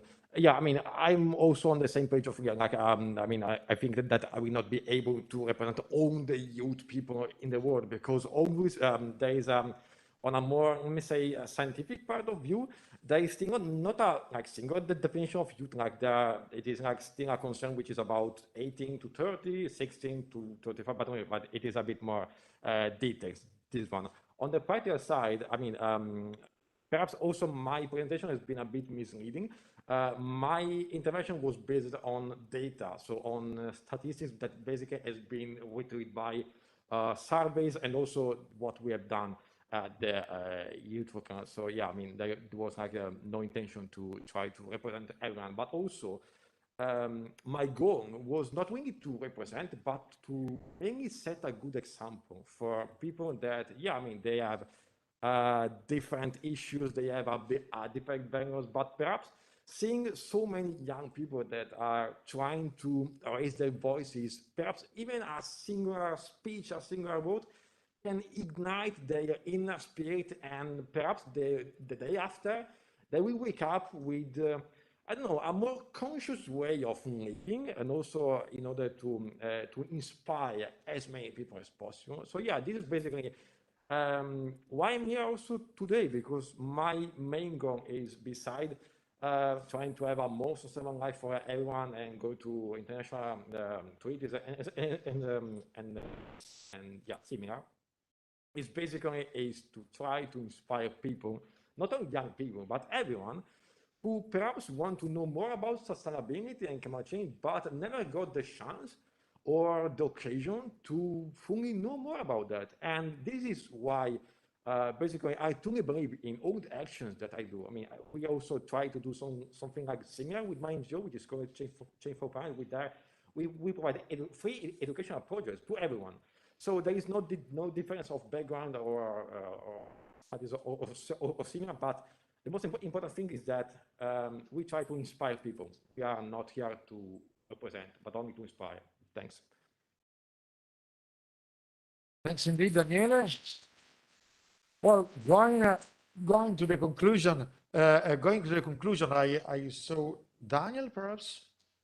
You wanted to raise a question, and then Giuliana. Someone other, because there is the last round. Then we are going to close our first slot for Q&A, for questions. Please, Daniel, the floor is yours. Okay, hello. So I'm David Rosen. My background is philosophy, and I would like to ask Léa. You were talking about the power of activism, and in the field of philosophy, usually the power is dealt on together with the question of violence, and that's what I want to ask you about. What do you think about using violence in activism? Of course, it's a very, very broad scope what we can imagine under the term of violence, from, I don't know, occupying a mine, coal mine, or destroying, I don't know, some industry machines and this kind of stuff.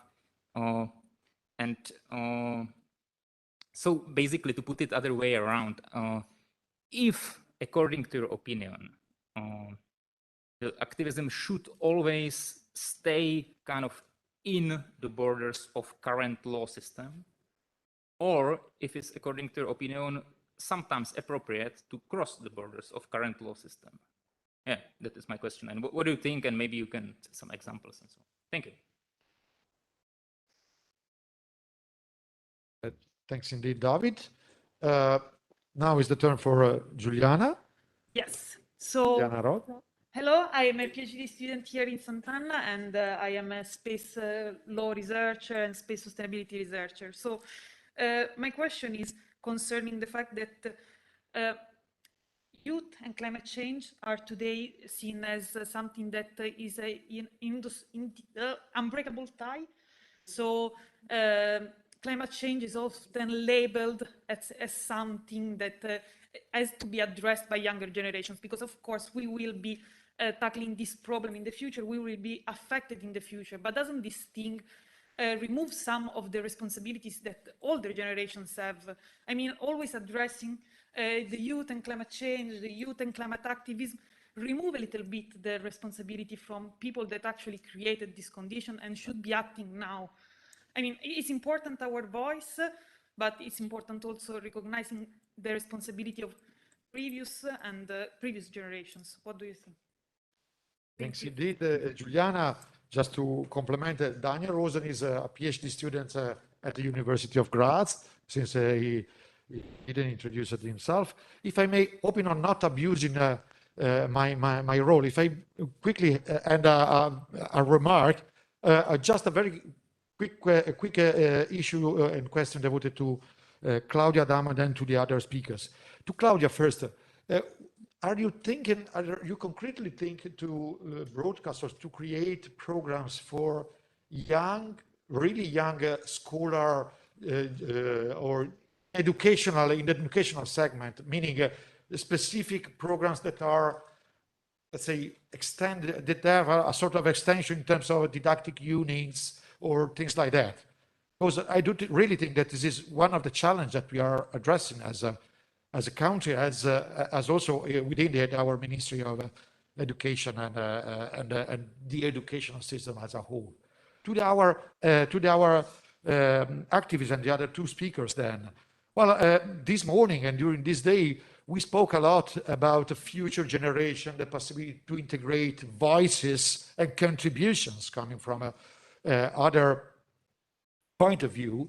Well, we know, and this morning we had a very, let's say, strong and really authentic debate about what we have to renounce to and who is in charge for renouncing to. We are used to consider young generations or young people or young speakers are person claiming for, so person asking. We have the right to ask and so on and so forth. Well, are you concretely think about the availability to renounce to something? Well, one by answer to say, okay, we are already renouncing to a lot. Exactly the word that you are wasting, exactly the word that you are consuming and so on and so forth. But you are open and available to renounce to some of, at least of a piece of your life standards, meaning perhaps the possibility to use new technologies or consumption behaviors and things like that. This is just in order to be more effective and concrete, not just in saying, but also in demonstrating towards examples, what we can do and which are the limits of our possibility to act. Thanks indeed and in advance to this. Now the floor goes to the speaker. Perhaps we can do that. Since some of the questions were devoted to our two speakers, I will go to Léa again, then Daniele and Claudia to conclude this round, if it's okay to you. Léa. Yes, thank you. I'm going to try and address all three questions. To the first one about power, what David's question, thank you very much. Yeah, I wouldn't see power necessarily as connotation with violence, but there is definitely, I do agree that there is definitely a connotation of violence to it. And I think it's a very relevant discussion within activism, especially with regards to the role of, I guess, non-violent action, which is something, I guess, a principle I really stand with is 100% non-violent action.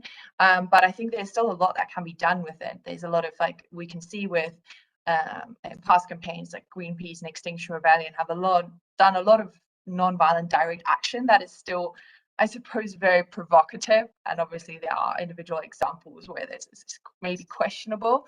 But I think it's really highlighting an important part about activism, especially when we hear, I guess, desperation of voices not being heard. And I think that is something that I sometimes do fear in our current time and moving into the future is if we continue to see non-action on climate change and we continue, I guess, to have that suppression of both voices, but then also of livelihoods and of people and communities that are really being impacted by climate change, by environmental damages, and sort of seeing what is the response to that, and is there going to be I guess, violent responses to it. And I think I hope that's not where we have to go. I think part of giving voice and giving recognition and amplifying voices is about bringing forward these concerns to higher powers, I suppose, within government or within democracy or within justice systems to try and resolve these conflicts. And I think that's also maybe part why I'm studying something now, moved on to studying more into climate law, to look at how, I guess, using justice and using the role of courts to bring forward these concerns of citizens, of young people, but of just of all humans on earth, I suppose, that have justice claims around the environment. I mean, there's so much more I can talk about that, but let me just try and move to the next question, which is about responsibility of older generations. And I completely agree with that. And I think also with that remark, because I mean, as I already spoke about, I think it is important that we question, I suppose, why is it that there is such a need for youth activism? And I think there is a lot of pressure. I think as a young person, I like, for example, like speaking from personal experience, I do feel a lot of pressure around, like, there's so much to do, like there's so much to do that we need to move forward in terms of activism, that we need to campaign for. And there's so many things that seem in the world that seem like they need a lot of attention. And then at the same time, it's also like, well, you're studying, you still have like other things to do and other concerns in your life that you are dealing with. And I think that is sometimes a big responsibility. But I think part of this youth activism is that reclaiming of I guess, power and voices of saying, well, yes, it's not really just our responsibility, but we do want to speak for it because it's our future. So we should have a bigger say in it. And that does give us, I guess, more pressure and responsibility as well now. But in the end, it is about our future. So I'd rather we have a more active voice and agency in creating that change now, rather than, I guess, later on having then to pick up, I guess, the mess at points where we've already reached tipping points in the climate and where there is perhaps irreversible damage. So it's better that we are taking action now. And I guess that's for all of us, that we are stepping outside of our comfort zones to create that change. Okay. And then the third question around lifestyle, I'm really trying to whiz through, but yes, I think that is also that is such, I think, an important question for us, for all of us to ask ourselves on an individual level. You know, what can I do if I speak about creating change? I think there needs to be some reciprocity to show that we as a society want change, and we as consumers and as individuals want change. I think, and that is important, but I do think there's a little bit of a trap there as well. Also on the side of greenwashing, in terms of companies, or I guess, yeah, in the media around portraying that like all the action is on humans to create all of these changes in different parts of our lives, which is like inherently all of us have carbon footprints, probably quite high ones, if in the lifestyle that we are living in.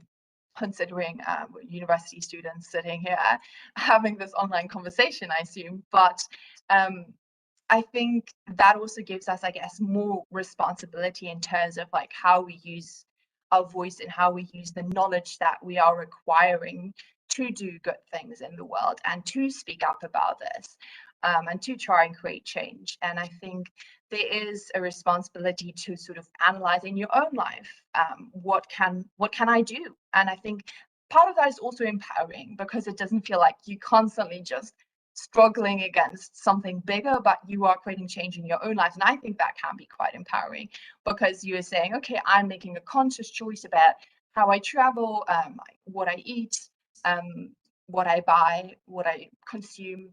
And I think that is a positive thing that we can all do individually, and should consider. But I think there's also recognition that all of us are, I suppose, a different life path, and I think that's where it becomes important to not put all of the pressure on individuals or even, I guess, on activists. I guess especially there's a lot of criticism that can very easily come around, like, oh, what is this activist doing in their lives here and there and everywhere? And I think, yeah, it is important to look that you are doing what you're preaching, I suppose, but it's also to look, we can't forget the bigger picture here. That's what I'm trying to say. But yeah, thank you so much for having me speak today. I hope I could answer at least a little bit of the question. I'm going to hand over to the other speakers to conclude or any of the missing points in their opinions. So thank you very much.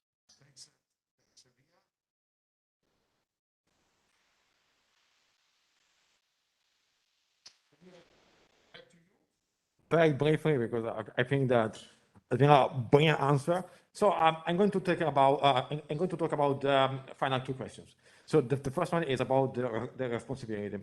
Yeah, of course, but there is something that at the moment, or better, we have never been able to change, which is history. We are still not able to travel in time, go back, and just change everything.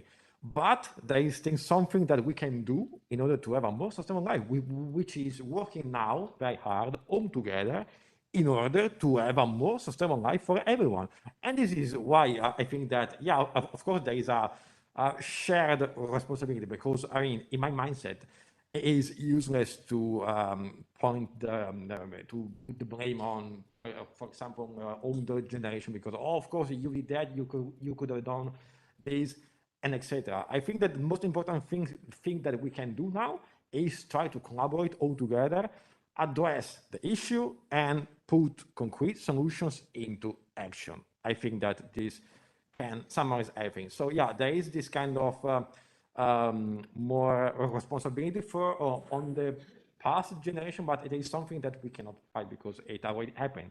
The thing that we can do is to work together, and also try to acknowledge to everyone beside the age of the generation that there is the need of a concrete action, but a unique action. We have to work all together toward the same goal, not different goals or different and similar. It is very important. About the last question, which is the one on consumption. Now I'm going to say the magic words that are basically two. Is there is the need of a just transition. On an economical point of view, it is inevitable that at certain point we are going to lose a bit of our welfare, of our, let's say, the commodities of our daily life. Because if we want to shift from this paradigm of world, from this economical paradigm, which is based on consumption, to a more sustainable one, perhaps one based on circular economy, we have to do something. But it is in the course of just transition to make this shift happen in a less harmful way. Because there will be still a point in time, I don't know honestly when, because it may vary according to different systems and also countries, but in the end, we are going to suffer a bit for a few years, but on the long run, this effort will really pay off, because this one will allow us, and not only us, but our, I don't know, generations or children or similar, to have a proper life. And we still have to fight in order to assure that future generations, not our, can have a proper life. And so, yeah, in order to resume everything, there will be a bit of discomfort, yes, but we still have to act now, because the sooner we act, and the better we will be able to absorb this hurt in order to not only revolutionize our life, but changing that one a little bit in order to have a more sustainable world. And that's it.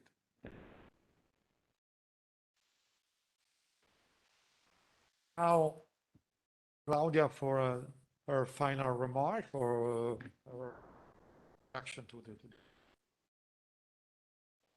I want to say, I agree with Daniele. I think that what we have to do is do something all together, because we need Léa and Daniele passion to to build a television program, we need a lot of things all together because it works.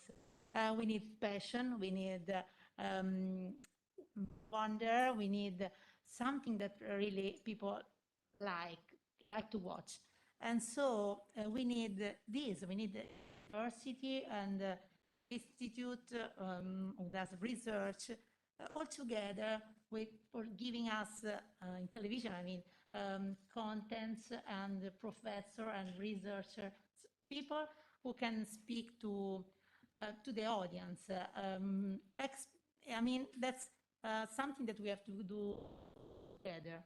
That's very important. And also, I think in RAI, in the National Italian Broadcaster, we have many thematical channels. So for Rai Scuola, for instance, we have a lot of space. I mean, that we can fill with this topic. We have to build that could be very interesting together because we can put these ingredients together and build something new. Something concrete for us. Exactly. And I think the sentence of Professor Buizza, if we change, we'll have a better world for everybody. That's it. So a positive message to bring to everybody. Indeed, Claudia. And, it's really nice to see that we are on the same page, to say, but we have a pretty long journey to do, and the journey should be also completed by introducing, I would say, beside intervention devoted to individuals, group representative, institutions that are like educational institutions, also the institution in the official meaning of the term, and in this sense is now the turn to pass through and towards the second segment of our second to last, as for today, segment of our roundtable, which is devoted to the institution, as I mentioned at the very beginning. In that case, I'm really happy to leave the floor to Dr. Roberta Ianna, who is here. Please, Roberta. Dr. Ianna is senior expert within the Italian climate change negotiation delegation at the Ministry of Ecological Transition. Personally, I had the opportunity to meet Roberta during the COP26, and I noticed that by sitting down beside her, how much work our ministry is doing, is trying to address for getting some results, concrete results from the negotiation tables and the negotiation issues. But Roberta Ianna is also co-chair of the Paris Committee Capacity Building, established since the COP21, national focal point devoted to the Article 6 of the United Nations Framework Convention on Climate Change, ACE, and she is also in charge of agenda items related to capacity building, ACE, pre-COP, the various pre-COP, but also the Global Action Agenda. Last but not least, Roberta Ianna was one of the protagonists of this pioneering initiative, Youth for Climate, also the pre-COP that our country for the first time hosted preparing the next COP, which was the 6th. So we are really glad to have you here, and Roberta. Thank you very much. Thank you very much for the very long presentation and for the invitation here today. It has been a really interesting day here at Sant'Anna, and so before presenting what the ministry is doing, especially in relation to youth engagement and youth activism on climate change, let me really congratulate with the previous speakers, and they have been presenting really interesting perspectives and point of view, and I would really like to congratulate, especially with Claudia Adamo for the work on children, because it's crucial really to educate a new generation. We are really learning from young people already. Young people are very engaged and very committed, but starting even from children is key to make the shift, the global shift that we need to make at a global level, sustainable development. And well, starting also from the presentation of Professor Buizza, I think he presented very precisely the scientific scenario we are in with reference to climate change and the society technological shift we need to make to stay within 1.5 degrees of global warming. And one thing is the shift we need to make, which is quite clear, and the other thing is how to make it and how nations, governments will make this shift. So as also Daniele briefly mentioned in his intervention, the conference of the parties relating to climate change is the main yearly meeting within the UNFCCC, which is the international process on climate change, where countries from all over the world meet and discuss and take decisions on how to address and tackle climate change. And this is why the process seems to be often very slow. It's really frustrating also for us sometimes, because it always seems that really small steps are achieved every time, but to get the consensus of more than 190 parties is a big effort every time. And this is also why the young people engagement and youth activism is a very important component of this picture, because they really are able to put pressure on this process. And this is why, well, it's not since last year, but in the last years we really witnessed an increasing engagement of young people. And as Ministry of Ecological Transition in Italy, we decided to well, more than the give voice, so to really give a platform for young people to speak to governments. And we had the chance to organize the pre-COP, so the preliminary meeting of the Conference of the Parties last year, which was under the presidency of the United Kingdom, Glasgow, and decided to invite young representative from each country of the world. It has been, I cannot say how huge the effort was to organize the event in person last year during the COVID pandemic. And to really give everyone, every young people a chance independently to any kind of affiliation to any environmental organization. We really opened the call to everyone from 15 to 29 years old, and inviting whoever was passionate on climate change to tell us something about himself, herself, and present his ideas.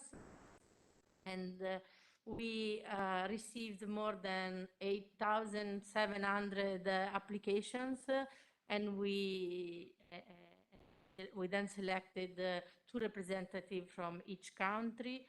And since then, and Daniele is one of the 2 representatives chosen from Italy. And we then engaged with these young delegates along the year through questionnaires and webinars in order, on one end, to contribute to build their capacities on climate change knowledge, and on the other hand, gathering their ideas. And those ideas, we drafted the first draft of the Youth for Climate Manifesto, on which they then worked on during the days in person in Milan. And the Youth for Climate Manifesto is available online. It's 44 pages. As Daniele presented, there were 4 main themes of the event with subtopics for each of the main team, and young people discussed those themes and then identified asks to governments, ideas, proposals, and this is where we are starting from now, and where we will start from now to build on this manifesto, to work on this manifesto, and try to implement as more as the request as possible. The effort now is to make this platform for young people we created last year, to make it permanent and to really enhance the participation of young people to relevant existing international processes. As Léa was saying before, she said that sometimes she felt isolated and she felt that maybe her voice was not listened to. This is exactly what we would like to do. The idea is we need to listen to young people, of course, not giving them the responsibility of solving the problem of climate change, because first of all, it was not their fault, but we really need to get their fresh ideas and work together. Well, the UNFCCC process is a very complex process. It's party-driven, so governments are called to the table to discuss topics and take decisions, and there are other constituencies. There is already a youth constituency, the Yango constituency, representing young people in this process, together with other constituencies such as the one of indigenous people or business. So there are other stakeholders beside youth, but youth definitely is a very powerful presence now, even in the UNFCCC process. And even going beyond that, with the Youth for Climate initiative, the Italian Ministry of Ecological Transition would really like to connect young people to all the other existing international processes, to give their voice not only on climate change, but on other topics always related to sustainable development, and really connect them to governments and to the decisions that are going to be taken on different topics. I have few slides, very next step, it's very yeah.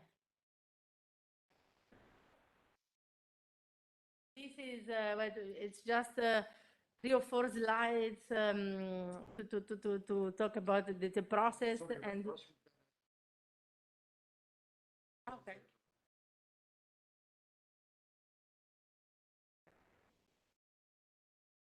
Mainly, yes. Mainly, it's just what I said already. We started from the awareness of the engagement, the increasing engagement of young people through protests, demonstrations, and really asking their voices to be listened to. Then we organized this Youth for Climate event in Milan from 29 to 30 of September, just back to back with the pre-COP. And then they developed this document, this Youth for Climate Manifesto, and in Glasgow at COP26, the manifesto was presented to governments and other organizations attending the Glasgow event, and our minister announced the initiative to become a permanent one, and they will to create this Youth for Climate Hub, so a permanent platform and a permanent event that will take place every year to have young people meeting from all over the world and continue the dialogue on. And is summary of what we organized. Almost 400 young representatives that worked on the manifesto. This again, and this is the QR code to get to the document online. Find there all the demands and key requests that young people made their governments. What is going to be the hub? So the ambition is to have a space where to allow participation of everyone, every young people from all over the world. So a big part will be online and through webinars and contents that everyone can access to from all over the world. But we also would like to have in-person events along the year through the regional climate weeks organized by the UNFCCC.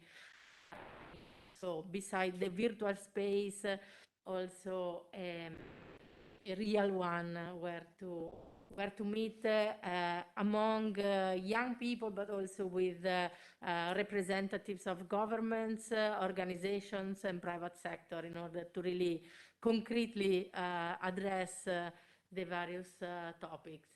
So again, the activities will be from sharing projects and enhancing their implementation, sharing best practices, and constructing together capacities of new generations.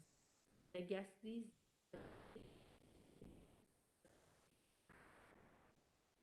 We are now actually still working on a detailed calendar, because since Glasgow, internally in the ministry, we are organizing the concrete next steps. It's not something that the Italian ministry will be able to do alone at a global level. So we are connecting with, well, of course, mainly UN agencies to arrange the work, including, of course, the World Bank, and Giulia is here, actually, Connect for Climate, but she will talk about Connect for Climate, the communication program on climate change within the World Bank, which is partnering with the Italian Ministry of Ecological Transition since how many years now? Some over 10 years, and engaging in communication campaigns, and especially now and even before with young people. Say that we just didn't really start last year, but I'm very proud that the Italian ministry is really taking the lead on this issue at international level, because there is a lot of attention to young people. Actually, this year is also the youth year at European level.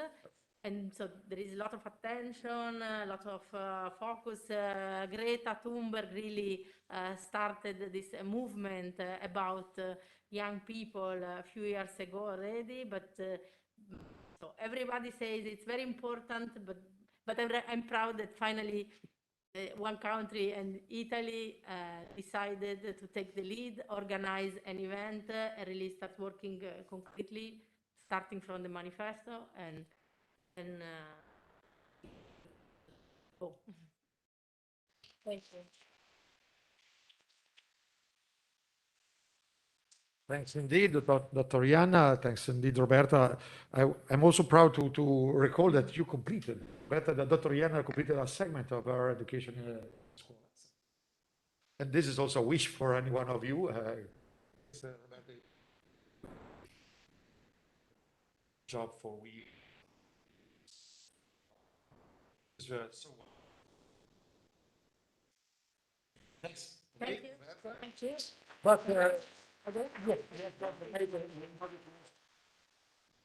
But our country is also represented by an Italian lady in another arena.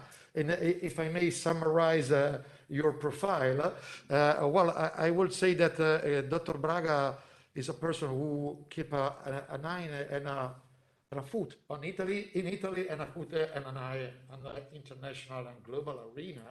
Starting with as a inter fundraising event at California for L'Aquila Edinburgh, but some yesterday, Previous just life. yesterday. But she started several years ago being a communication analyst at the United Nations Association of the National Capital. And she's now, since several years, communication officer and program manager for Connect for Climate at World Bank. We're really glad that you accepted our invitation, that you are here, that you are also in linkage with our ministry. This means that the Italian national perspective is also linked with a supranational and really important actors and global actors. And this is the appropriate way for complementing. Thank you, Professor. Thank you so much to everyone who aided me. If you don't mind, I will try to summarize and reference some of the main points that both speakers and the audience made today. As you said, Alberto, I lead Connect for Climate, which is a global partnership program of the World Bank Group. And we have been collaborating now and working very closely in partnership with the Italian Ministry of Ecological Transition for over a decade. We started Connect for Climate, which is very much empowering young people and has been doing so for many years at a moment in which climate change wasn't as big of a priority as it is right now in the international institutional agenda. So we are proud of that.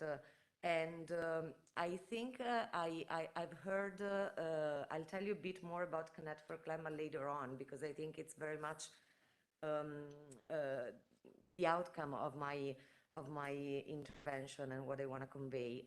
We heard a lot about inequality, about the power of democracy, about you know, how really make sure that we have a representation of young people in the climate conversation from different countries, different backgrounds, how we ensure inclusivity and diversity. And I think these are very important points. Just a few months ago, there was this very important survey, the biggest one ever done on climate anxiety, that was conducted involving and engaging over 10,000 youth from 10 countries. And you know, the majority of youth shared that they are either very worried or extremely worried about climate change, with the first three countries in terms of percentages being the Philippines, India, and Brazil. And I think after having heard the amazing science perspective from the professor today, we can very much reflect on this and really understand that climate change is impacting everyone in a different way. The impacts are really most serious on the most vulnerable community. And we have a responsibility, I think, all of us as the global community, to really act together and work in partnership to address that. Looking at young people aged, by the way, from 16 to 25 years old, which is part of this survey, being so worried and feeling really distress, emotional anxiety because of the impacts of climate change, I think it's also important to really reflect on the relevance and the urgency for a change in narrative.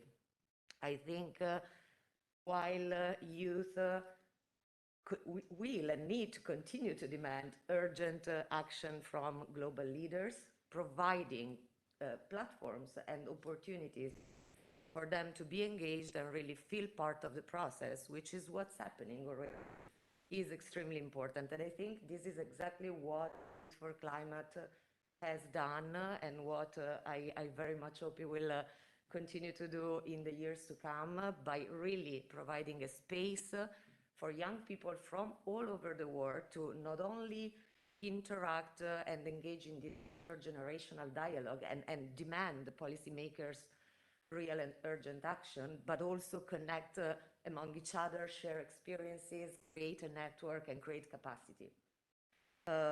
And because of that, I think perhaps I'd like to share a short video that they're really a bit of yes, gives you a sense of what happened in Milan. By engaging in these processes, influencing a narrative of change, work like these past few days is a sign of a changing wind. And we young people are this wind. Young delegates across the globe have gathered here at Youth for Climate, demanding and advocating for driving stronger and stronger ambition by world leaders. Every major movement always have come from young people who've been willing to go out and put themselves on the line. These young people have sent a strong signal. Today you are telling us in no uncertain terms that it is not enough for us to just listen. We need to be whipped into action. This is not a practice round. These are real climate solutions that can and should be adopted. We will ensure that your voice is heard loud and clear through COP26. Youth for Climate has set a new standard.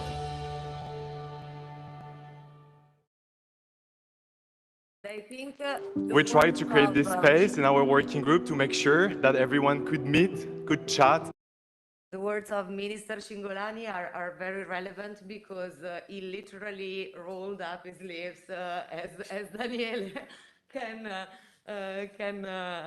also tell you, and sat with the youth, really engaged in the conversation, as did many other ministers and leaders from around the world. So this very important space was possible and is still possible thanks to the Italian Ministry for Ecological Transition, and we're very pleased to continue this partnership, looking and focusing especially on what Connect for Climate does since many years, which is engaging with different sectors, the creative industries, the private sector, and this is a summary of the work that happened as part of the non-state actors engagement working group, which includes also the creative industry.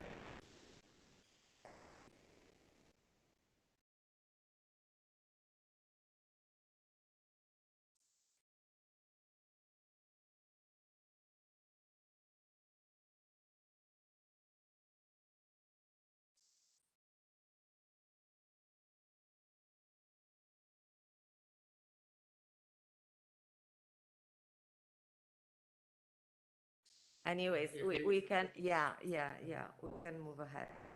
And yes, and maybe a few words about what Connect for Climate does. We are encouraging young people to connect, share, and we're working a lot with the creative industries as a way to reach not only young people, but you know, global citizens alike, and to also encourage a change in behavior, which is what also Léa mentioned earlier, that we can't change the system unless we also change ourselves, and we start within ourselves.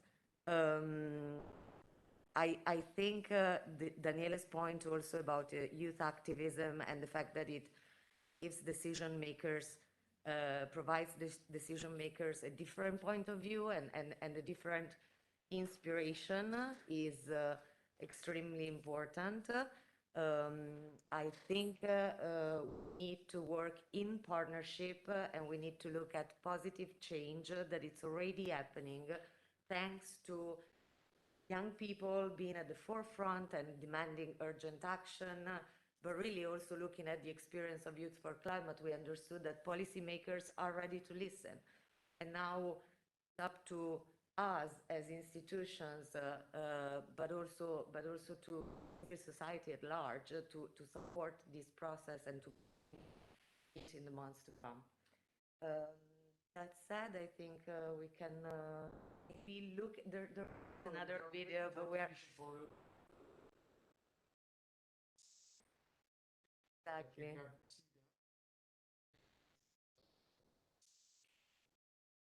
Absolutely. Share them. Yeah. Yes, absolutely. I'd love to hear from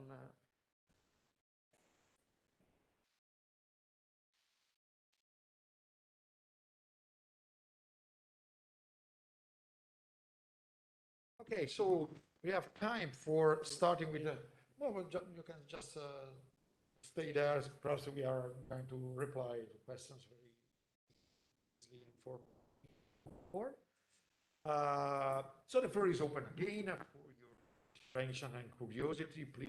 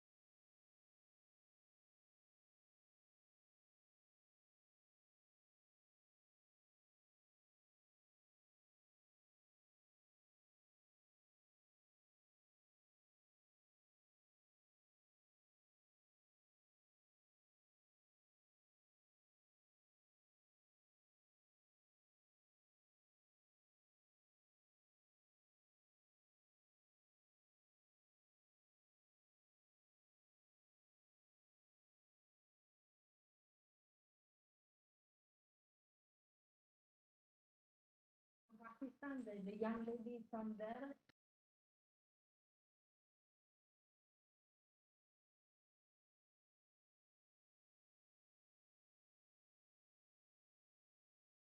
And then they invited us also to speak at an event organized by Ministries of Education at COP26. And after that, because they were... Please speak in the Sorry. microphone. No, il microfono è collegato all'altro. Okay. We are more audio. Okay. So, so she really had the chance to talk with governments, and this conversation is continuing. There are lots of young people that are really proved to be very engaged and very active. That they got this chance, and they are really keeping on having these dialogues with other young people and also with government. So maybe it's too early to see concrete changes like new policies inspired by the young people's ideas expressed during this event, which takes place like 3 months ago, basically, or 4 months ago. And this was just the beginning. So I think it's still, we can consider it already a fruitful outcome.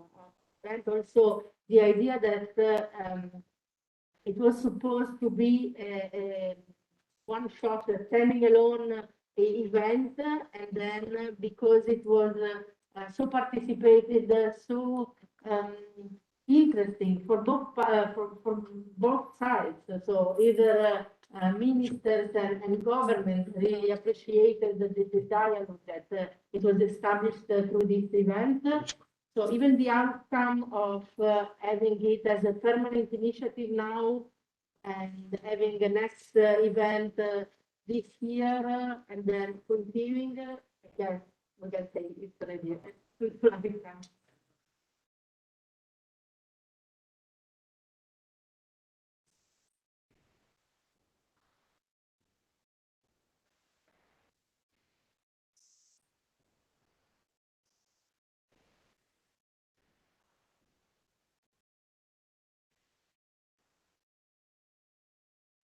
is a more complex question because we are still like thinking of it. So the ministry, as I said, we are now reaching out to UN agencies and really studying ourselves the manifesto, which is a quite long document, to identify targets and goals that we want to achieve. So we didn't really even expect it at the beginning that all of this would come out from this event. Somehow at the beginning it was supposed to just give the platform, give the voice to young people for once, and then that to other countries continue. But it was so successful that but we now really need to work out ourselves what we will set as goals for the next year and the year after. So it's an ongoing process. I don't think.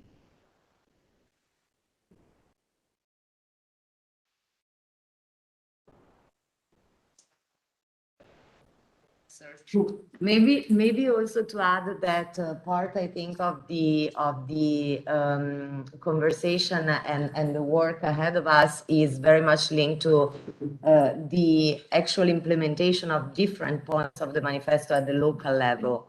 And I think it's important to encourage young people to really think about ways these points, which in some cases are very specific. If you read the manifesto, you'll understand. In other, much broader, like when it comes to CO2 emissions or the energy transition. So on one side, working to make these points more practical, and on the other side, trying to implement them at the local level. Okay, thanks indeed. Do we have other issues? Elena, please. In the meantime, we are trying to fix the problem in an online platform.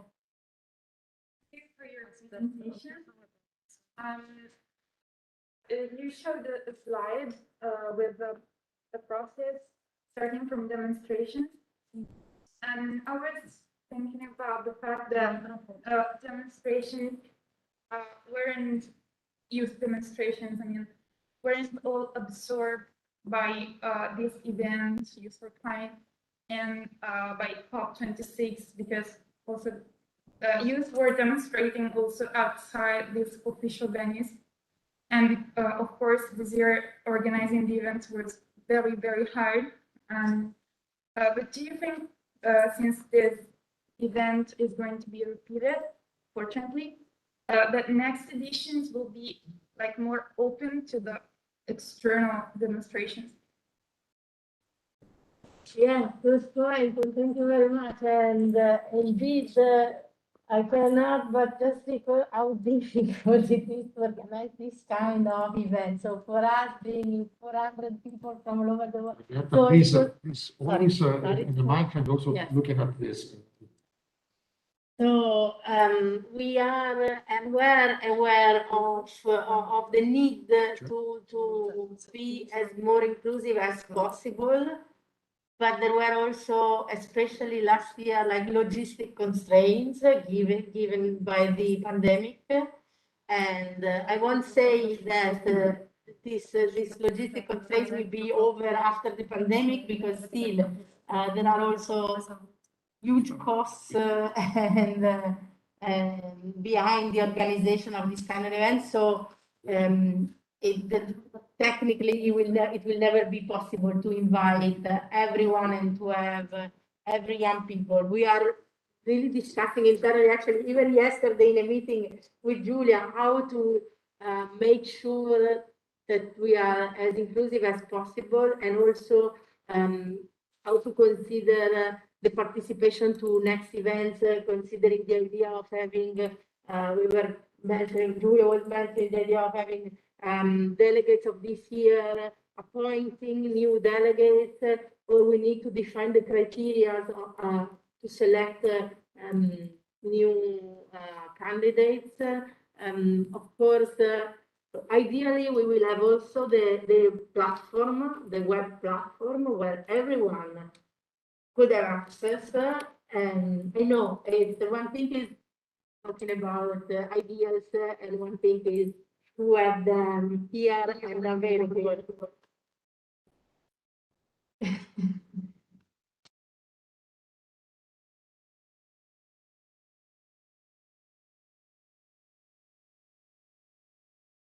Make it, but do agree what you said, and the idea would be to be as inclusive. In fact, and this is actually why, first of all, even if we organized the event back to back with the pre-COP, it was not only a UNFCCC related event. So to give voice also to other young people engaged in sustainable development in a broader sense, that not only focusing on climate change.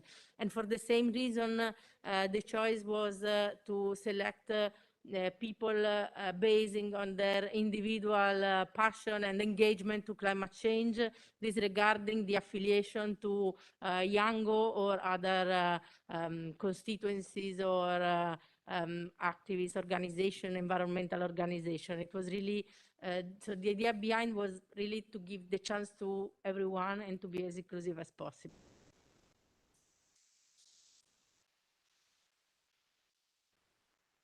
Is there someone other who would like to intervene and to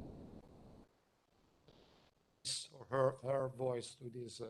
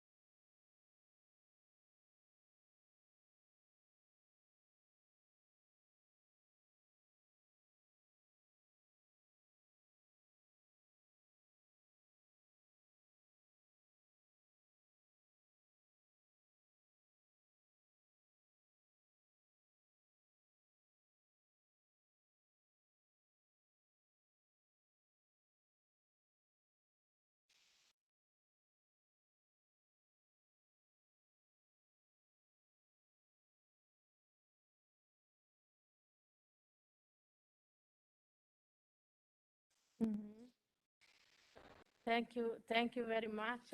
Indeed, another very good point.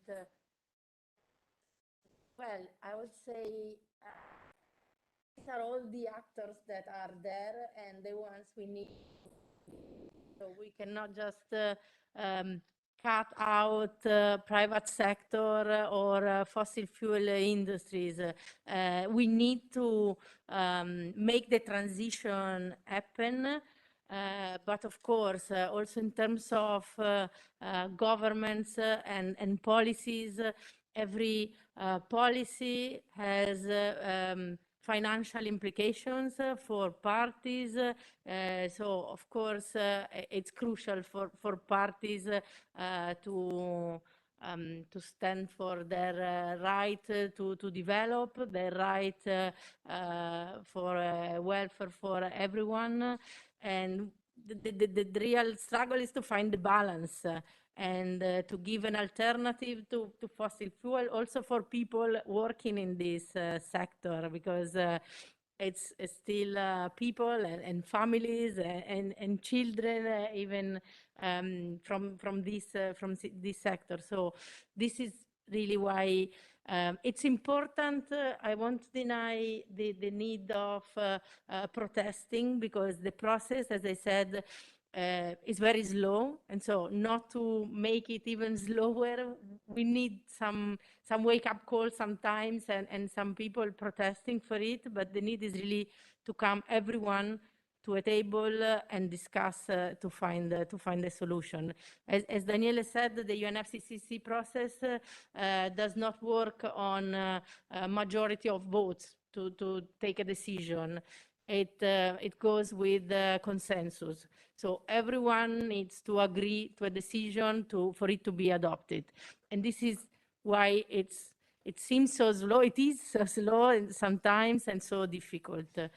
Again, the private sector needs to be at the table as well, including fossil fuel companies to find a solution with them, and also like for them to reach for a more sustainable activities, but it takes time.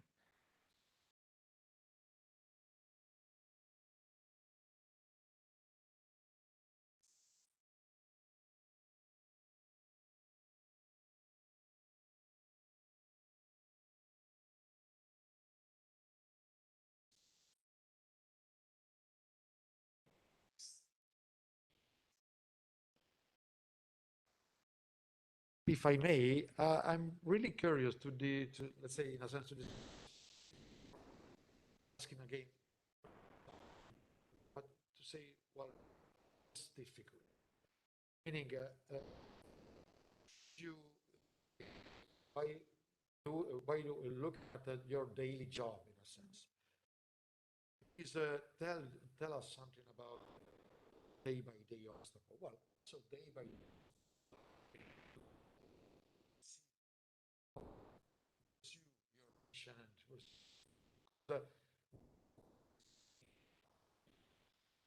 Describe it, your goal, let's say your activity as a series of events that are going one beside another. We have a wonderful cooperation system. All what is possible for us without any obstacle,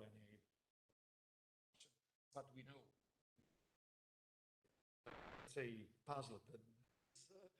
And if you may add some details, just to say, give some light on the green sides as much as you can, of course, without entering into, say, superiora corporis detail, of course, but just to give evidence also to the concrete day-by-day job. Yes, well, just to give like a very concrete example, as I was telling already to someone, for example, Italian Ministry of Ecological Transition is undergoing a reorganization. There are bureaucracy is everywhere, and in particular in institutions. So it's taking time, and even if I would say it's not that much time, but it's already time we don't have, because if we are committing ourselves to organize another Youth for Climate event, and given that not all the ministry will work on it, but we have like lots of other tasks, including in the climate change unit. We are working now for the intersessional negotiation session of June, and there will be COP27. So we are already like planning in the international agenda. There will be Stockholm plus 50 in there is the first regional climate week at the end of March. So cope with all the international events and huge amount of documents we need to read to be able to sit on the tables and work with other parties. In this sense, it's quite a difficult task. But so, for example, in my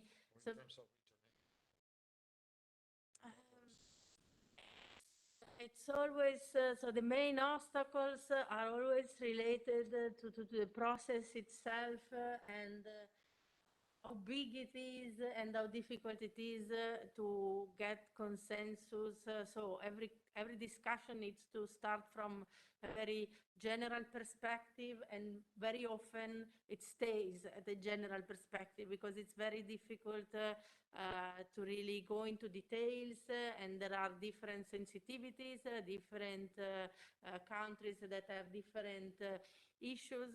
So this is the daily struggle, is how to be as concrete as possible in a context which, being global, cannot really be so specific on each topic. For example, what I'm focusing now in my daily job on the agenda item I am following, which is called ACE, Action for Climate Empowerment, which includes, for example, environmental education and public participation, training, international cooperation, public access to information.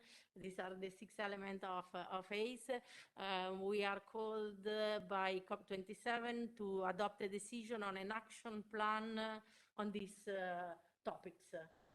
So, as you can imagine, an action plan, well, the action plan will be the action plan of the Glasgow Work Programme, which was adopted in COP26, and which was about recognizing the importance of these 6 elements I mentioned, starting from environmental education, how to advance them in every country of the world. But as I said, you cannot really talk about specific policies, or you can make examples, you can encourage parties to adopt some policies, for example. And again, we are very proud that in Italy we are very proud. It's still be difficult, and it's still not so it's not all about climate change, but the introduction of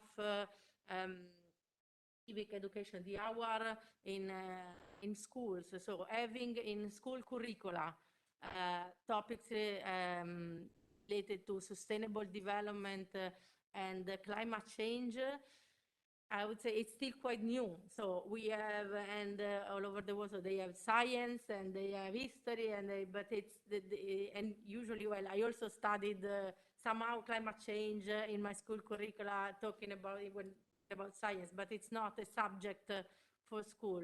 So now in Italy, and are again leading on this, and we can encourage other countries to do the same, because it's not like that, and this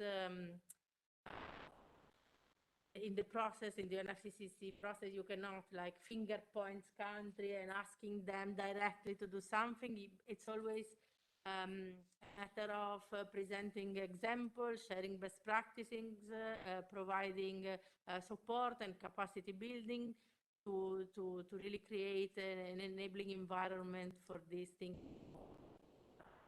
It is like the struggle and face every day. How to really advance in the discussion at the same time, very inclusive and not leaving anyone behind, which is the mantra that we have. One behind, it's in shift to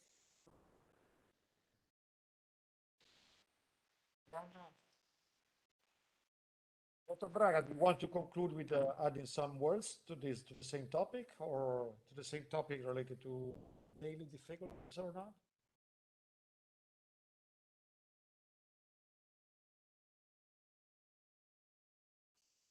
My main challenge, and Roberta really spoke in depth about the processes that we all face at different levels.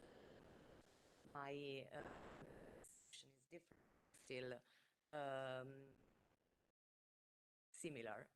I think my main challenge is to keep being up optimism, and provided that we want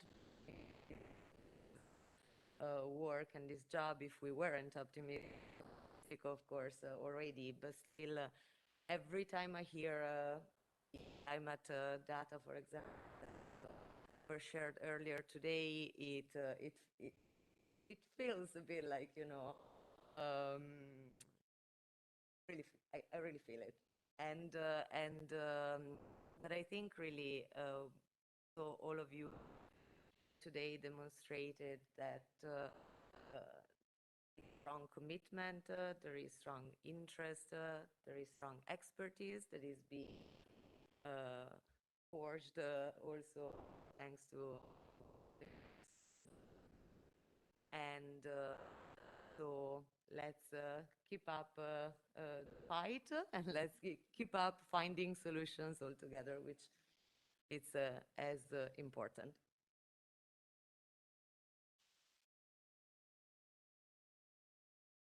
Thanks indeed to you all. Now it's time for, let's say, concluding our conversation, saying that we, in a sense, we gave voice to different protagonists, hoping to having created not a divergent series of additional voices, but in a sense, a chorus.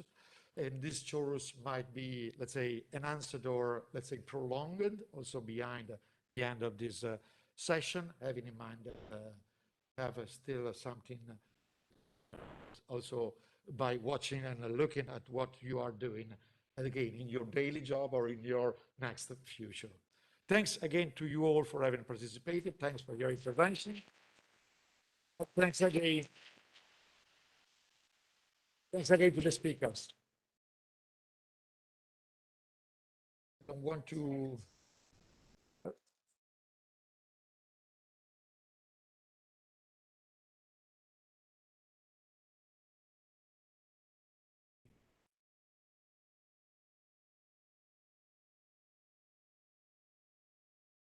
okay, perhaps we can do that.